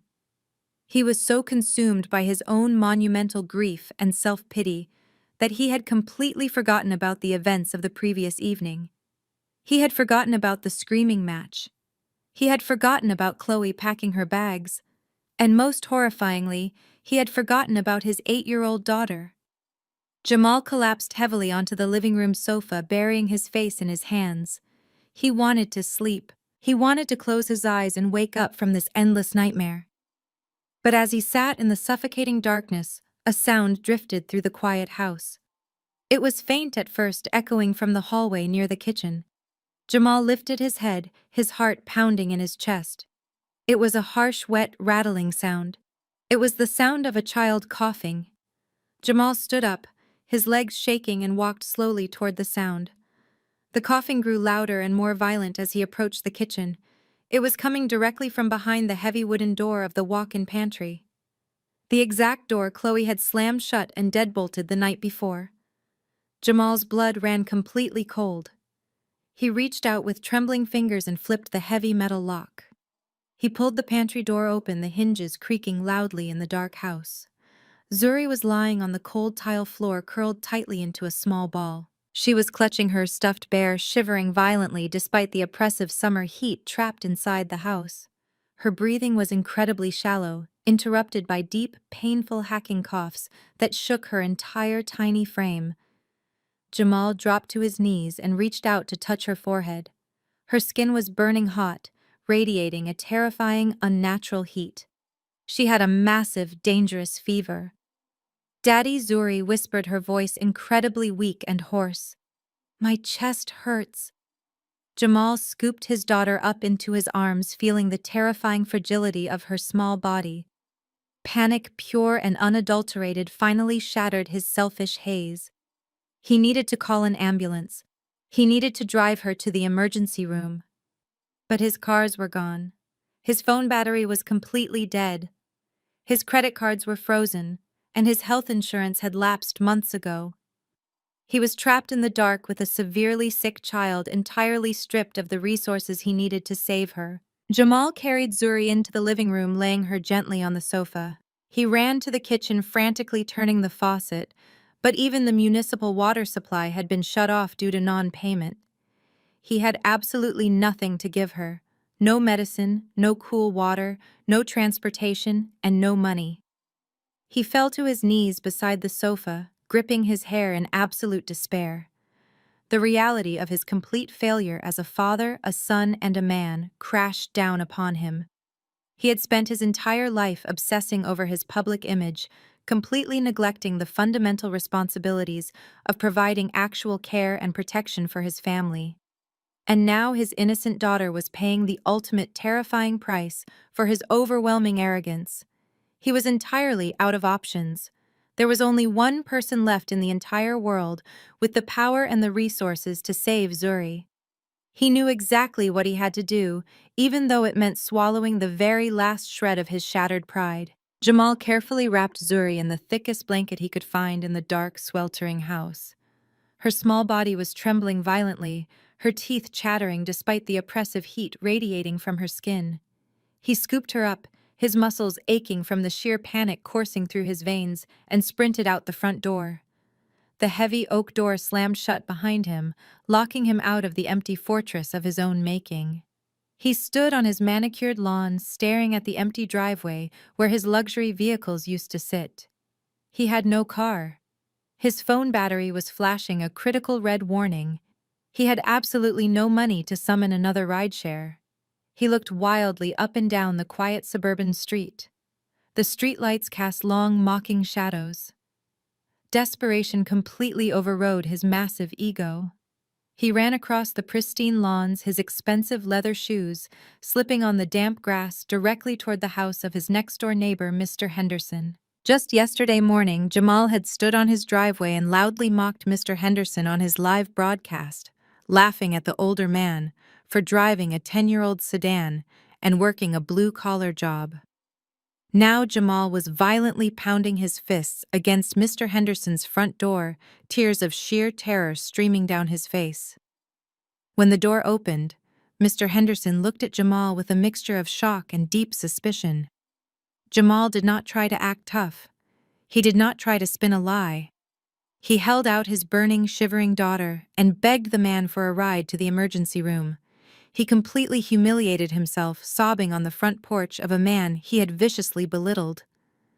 Mr. Henderson did not say a single word of reproach. He took one look at Zuri, grabbed his car keys, and pointed to his driveway. The ride to the hospital was agonizingly silent. Jamal sat in the back seat of the old sedan, rocking Zuri back and forth, praying to a god he had only ever used for social status. The automatic sliding doors of the emergency room opened, hitting Jamal with a blast of freezing, sterile air.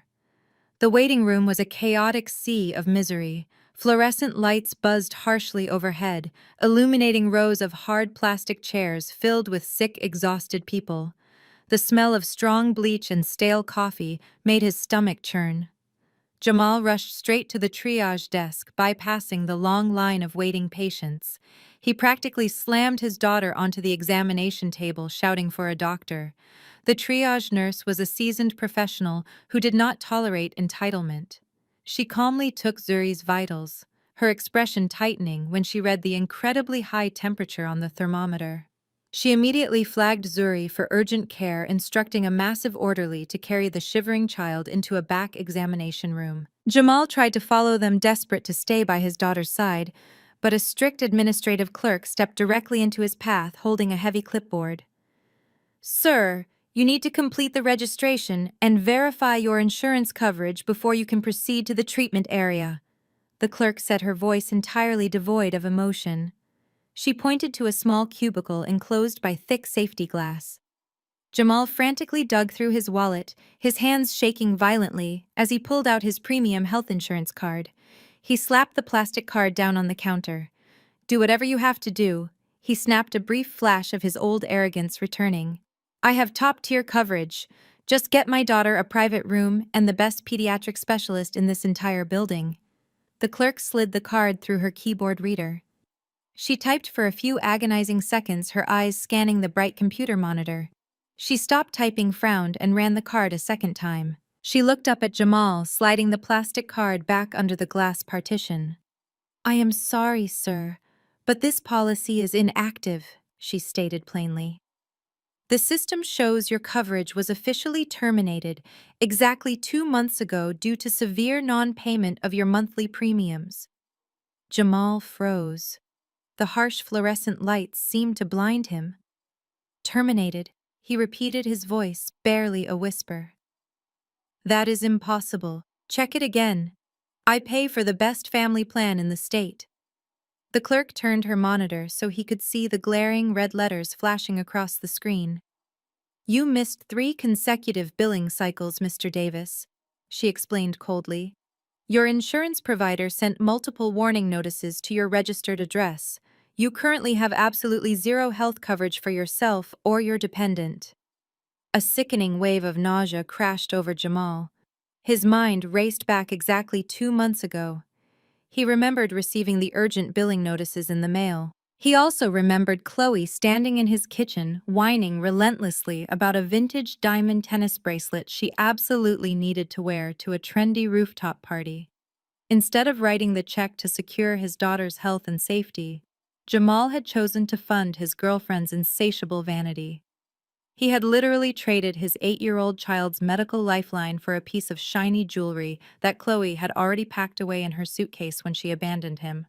Because you do not have active insurance, the hospital policy requires an upfront deposit to admit her for an overnight stay in a private pediatric room and administer intravenous antibiotics. The clerk continued pulling a credit card terminal onto the counter. "The required deposit is $4,500. We accept all major credit cards." Jamal swallowed hard, his throat dry and tight. $4,500. Just a few days ago, he would have swiped his card without even looking at the receipt. Now that number felt like an impossible mountain. He pulled his gold business credit card from his wallet and inserted the chip into the machine.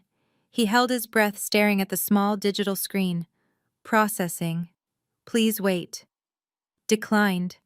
Jamal's heart dropped into his stomach. He quickly pulled the card out and handed the clerk his personal platinum card. "Try this one," he said, his voice cracking with desperation. "Sometimes the business account flags large medical purchases." The clerk sighed, swiped the second card, and waited. Declined. He tried a third card, a fourth. Every single piece of plastic in his expensive leather wallet was met with the exact same harsh, unforgiving red text. The financial execution I had orchestrated was completely flawless. He had absolutely zero access to any funds. The clerk looked at him with a mixture of pity and annoyance. "Sir, if you cannot provide the deposit, we will still stabilize the child's fever in the general emergency ward, but she will not be admitted to a private room, and you will be billed directly for all emergency services. Please step aside so I can help the next patient." Jamal stumbled away from the registration desk, feeling like he was walking underwater. He retreated to a dark corner of the crowded waiting room, sinking heavily into a hard plastic chair. He pulled his phone from his pocket. The battery indicator flashed a critical 2%. He was completely out of time. He quickly opened his contacts and dialed the number of his closest fraternity brother, the man who had loudly toasted to Jamal's imaginary $20 million fortune just last night.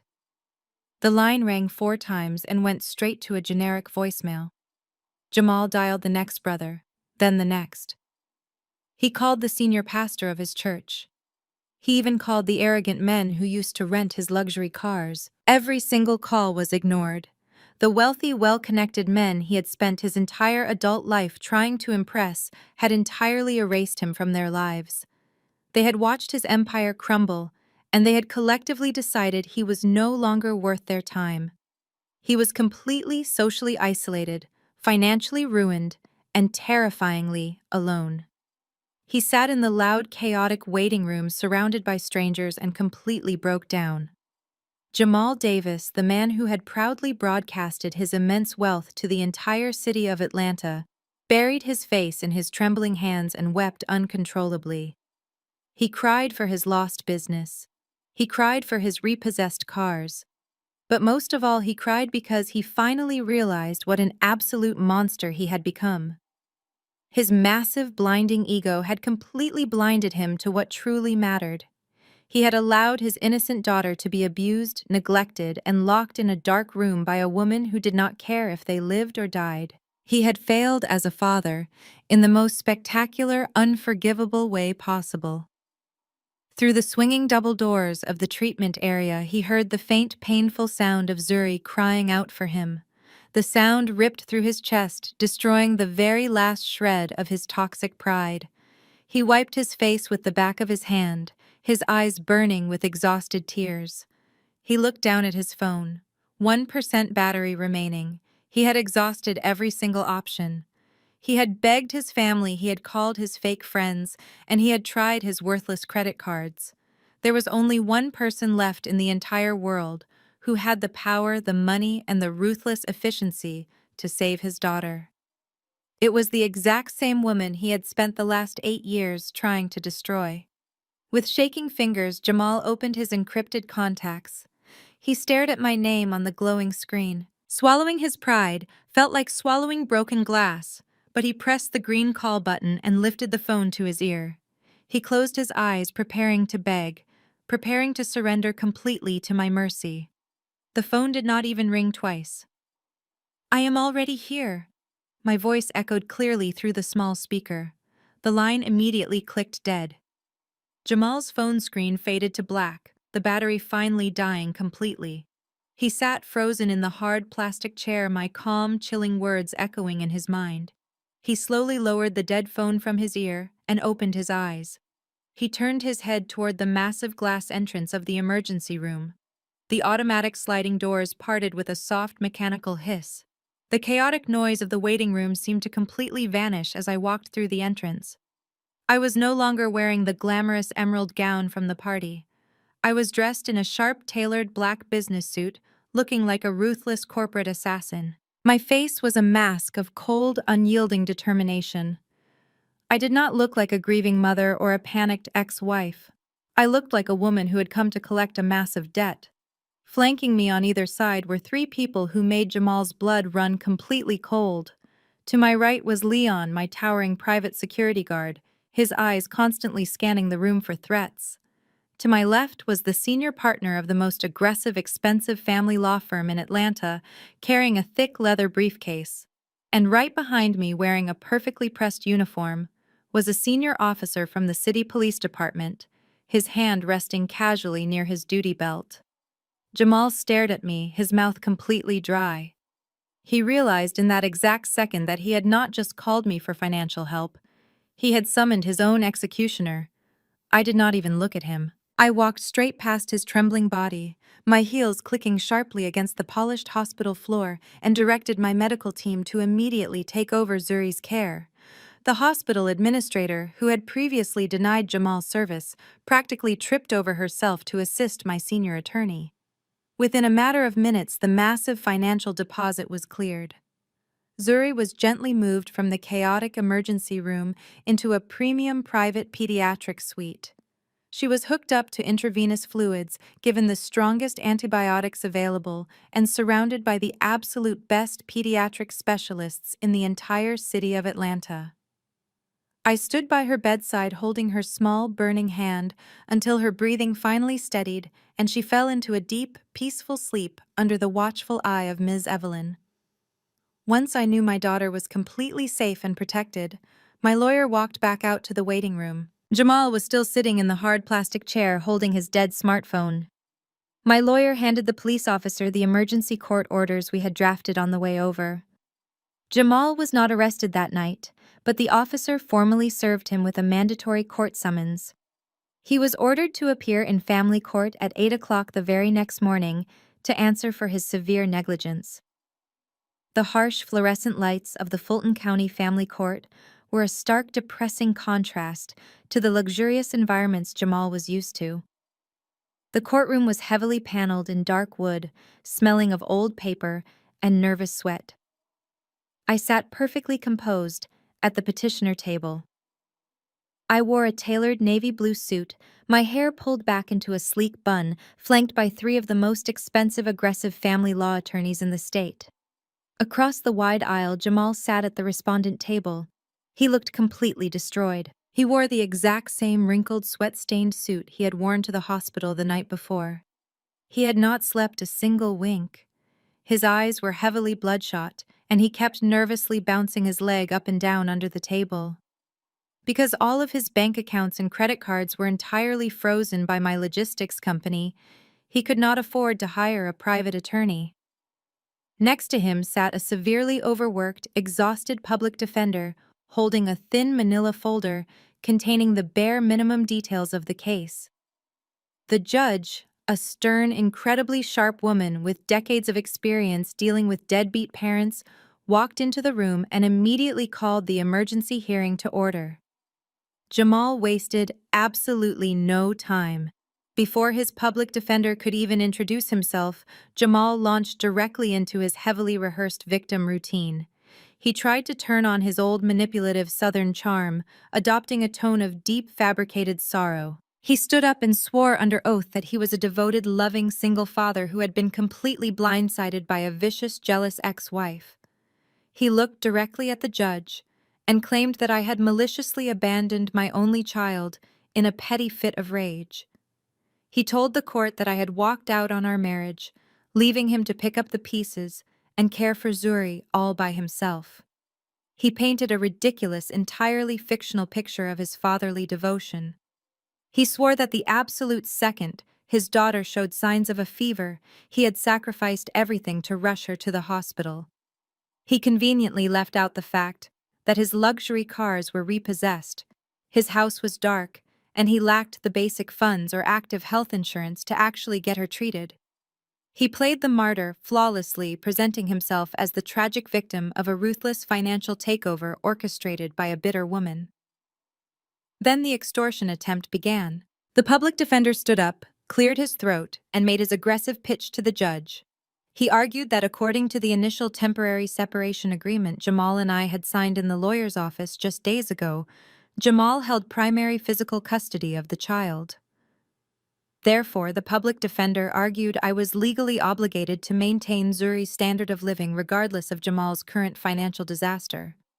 The lawyer pointed a finger directly at me. He listed my newly acquired $20 million real estate portfolio and the massive profits generated by my medical logistics company. He shamelessly demanded that the court order me to pay Jamal a staggering $50,000 a month in emergency child support. The lawyer claimed the money was necessary to secure a safe home hire private security and pay for Zuri's future education. But everyone in the room knew exactly what that money was really for. It was Jamal's desperate attempt to fund his lost, lavish lifestyle. Even in his completely ruined, pathetic state, a brief, sickening flicker of arrogant hope returned to Jamal's eyes. He sat up a little straighter. He actually believed this demand was his golden ticket out of the poverty he had created for himself. My lead attorney stood up slowly from our table. He meticulously buttoned his suit jacket. He did not yell. He did not raise his voice in anger. He possessed the quiet, terrifying calm of a man holding all the winning cards. He looked at the judge and calmly informed the court that my client had absolutely zero intention of paying Mr. Davis a single dime in child support. Furthermore, my attorney stated we were seeking immediate full and permanent legal and physical custody of the minor child. And beyond that, we were filing a formal motion for the absolute termination of Mr. Davis's parental rights due to severe criminal neglect and direct child endangerment. Jamal scoffed loudly, shaking his head in mock disbelief. He leaned over and whispered something to his public defender. The public defender immediately objected, throwing his hands up in the air. He claimed we had absolutely no physical proof of such outrageous, damaging allegations. He accused my legal team of trying to smear a loving father's reputation to avoid paying the $50,000 monthly support. My lawyer simply smiled. It was a cold, predatory smile. He turned and motioned to the court bailiff. The bailiff walked to the corner of the room and rolled a large, high-definition television monitor directly into the center of the courtroom, positioning it so the judge, the public defender, and Jamal had a perfect, unobstructed view. My attorney handed a secure encrypted flash drive to the court clerk. He clearly explained for the official record that a hidden nanny camera completely legally purchased and placed inside the marital home prior to my departure had captured the exact events of the previous evening. The judge leaned forward in her high leather chair, her expression instantly hardening into stone. The clerk plugged the drive into the system and pressed play. The courtroom was immediately filled with the crystal-clear 4K audio of Chloe screaming at my daughter. The massive screen illuminated the dark living room of Jamal's house. The judge watched in absolute stunned horror as Chloe violently grabbed Zuri by her small arm. The high-definition lens captured the exact moment Chloe's sharp acrylic nails dug deeply into Zuri's skin. The agonizing sound of Zuri crying out for her father echoed terribly off the heavy wood-paneled walls of the courtroom. The court reporter stopped typing, her hands hovering frozen over her keyboard. The public defender slowly lowered his pen, staring at the screen with his mouth slightly open. Then the camera angle shifted just enough to clearly show Jamal. The man who had just sworn under oath that he was a devoted, protective father was sitting comfortably on his expensive sofa. He was drinking warm champagne straight from the bottle. He was completely ignoring his daughter's terrified, desperate screams. He did not move a single muscle to help her. The video continued to play mercilessly. It showed Chloe dragging a crying barefoot Zuri down the hallway. It showed Chloe shoving my daughter violently into the cramped, pitch-black space of the walk-in pantry. And then came the final damning piece of evidence. The incredibly loud metallic click of the deadbolt sliding into place sounded like a gunshot in the perfectly quiet courtroom. The video faded to black, leaving the courtroom in a thick, suffocating silence. The judge was visibly furious. Her face had turned a deep, dangerous shade of crimson. She gripped her wooden gavel so tightly her knuckles turned entirely white. She slammed the gavel down on her desk with an explosive crack that made Jamal physically jump in his seat. She ordered the clerk to turn the monitor off immediately. She leaned over her high bench and glared down at Jamal with a level of pure, unadulterated disgust that could have melted steel. Jamal was shaking violently. His arrogant facade was completely, permanently shattered. He looked frantically at the blank television screen, then at the furious judge, and finally at his public defender. But his lawyer had completely pushed his chair away from Jamal, refusing to even look at him. Defending a client was one thing, but defending a man caught on crystal-clear video allowing his child to be tortured was career suicide. Jamal opened his mouth to make another pathetic excuse to try and blame Chloe, to try and twist the narrative one last time, but absolutely no words came out. His throat was completely paralyzed by fear. I stood up slowly from my chair. I smoothed the front of my tailored suit jacket and looked down at the broken, miserable man who had spent 8 years trying to convince me I was worthless.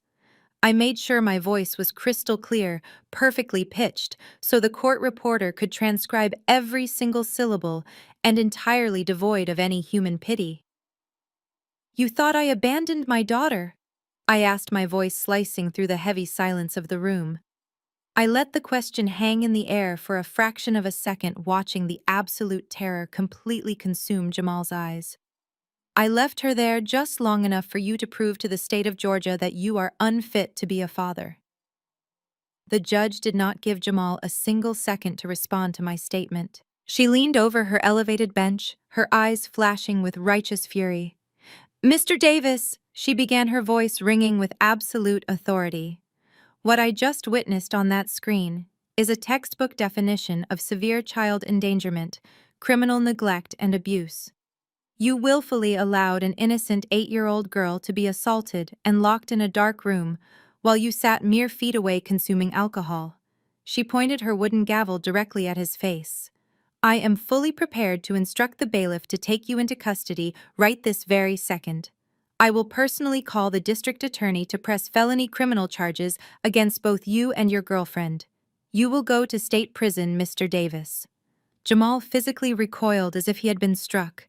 He began to hyperventilate again, his chest heaving as panic completely consumed his mind. He looked wildly at his public defender, begging silently for help. But the exhausted lawyer simply shook his head and closed his thin manila folder. Jamal was completely cornered. He had no money for bail, no lawyer to fight for his freedom, and undeniable high-definition video evidence stacked entirely against him. That is when my lead attorney smoothly intervened. He pulled a crisp white legal document from his leather briefcase and placed it gently on the respondent table, right in front of Jamal's shaking hands. "Your Honor," my attorney said calmly, "my client has authorized me to offer a single, entirely non-negotiable alternative. If Mr. Davis signs this document right now, permanently relinquishing all parental rights to the minor child Zuri, granting my client sole legal and physical custody forever, we will agree not to pursue the criminal child endangerment charges against him. Jamal stared blankly at the white paper. It was his ultimate defeat printed in stark black ink. He looked up at me, tears of sheer panic and profound loss streaming heavily down his face. "Maya, please," he choked out, his voice cracking pitifully in the quiet room. "Do not take my daughter away from me. She is the absolute only family I have left in this world." I looked down at him with absolutely zero sympathy. "You lost the right to call her your family the exact second you let another woman lock her in the dark," I replied coldly. "Sign the paper, Jamal, or I will gladly watch them put you in handcuffs and drag you away." The public defender leaned over and whispered firmly in Jamal's ear, explicitly telling him that this was the absolute best deal he was ever going to get, and that he needed to sign it immediately to avoid a devastating felony conviction. Jamal's hands shook violently as he picked up the cheap plastic pen from the table. He sobbed openly in the silent courtroom, the sound pathetic and completely hollow. He pressed the pen to the paper and signed his name, completely signing away his rights, his leverage, and his very last connection to a family that truly loved him. The judge aggressively snatched the signed document from the clerk, stamped it with a heavy final thud, and looked down at Jamal with absolute disgust. "Your parental rights are officially terminated," she declared sharply. "Get out of my courtroom, Mr. Davis." Jamal stood up slowly. He looked like a hollow, entirely broken shell of a man. He walked down the center aisle, pushing through the heavy wooden doors. He left the courthouse and stepped out onto the busy Atlanta street. The humid morning air had suddenly turned cold, and the sky opened up, unleashing a torrential, freezing downpour. Jamal did not have an umbrella. He did not have a luxury car waiting for him. He walked slowly toward a rusted city bus stop, the heavy rain soaking his wrinkled suit to the bone. He stood shivering under the small metal overhang. He had absolutely no wife, no mistress, no child, no mother, no business, and no home. He was a man who had arrogantly demanded the entire world, and was left with literally nothing. 3 months later, the dark and stormy memory of that courtroom was entirely washed away by the bright golden sunlight streaming through the massive windows of my newly purchased Buckhead estate. It was a proper Sunday dinner, the kind that deeply honored our rich cultural roots and celebrated our incredible hard-won victory. The sprawling mahogany dining table was covered in a breathtaking feast of authentic homemade soul food. The rich, mouth-watering aroma of baked macaroni and cheese, slow-cooked collard greens, with smoked turkey, crispy fried chicken, candied yams, and warm buttermilk cornbread filled the massive room. The atmosphere was incredibly vibrant, filled with genuine joy and unbreakable family warmth. Zuri was running around the sunlit room, her infectious laughter echoing brightly off the high ceilings. She was completely healthy, her temporary trauma entirely erased by the overwhelming love, safety, and security of her new environment. She wore a beautiful bright yellow dress, playing happily with a new set of building blocks. She was a brilliant, thriving child who finally had the peaceful, loving home she truly deserved. Sitting at the very head of the grand dining table was the true, undisputed matriarch of our family, Ms. Evelyn. She looked absolutely spectacular. She was wearing a stunning, custom-tailored royal blue dress that perfectly complemented her glowing, healthy skin. I had hired the absolute best private physical therapists in the state, and she was already regaining significant strength in her legs. But more importantly, her spirit was completely healed. Her dignity was entirely restored. She was no longer a discarded burden hidden away in a back bedroom. She was the highly respected queen of our household, surrounded entirely by people who cherished her deeply and unconditionally. I walked over to the table holding a large crystal pitcher dripping with cold condensation. I smiled warmly and poured a tall glass of ice-cold sweet tea, placing it gently next to Evelyn's plate.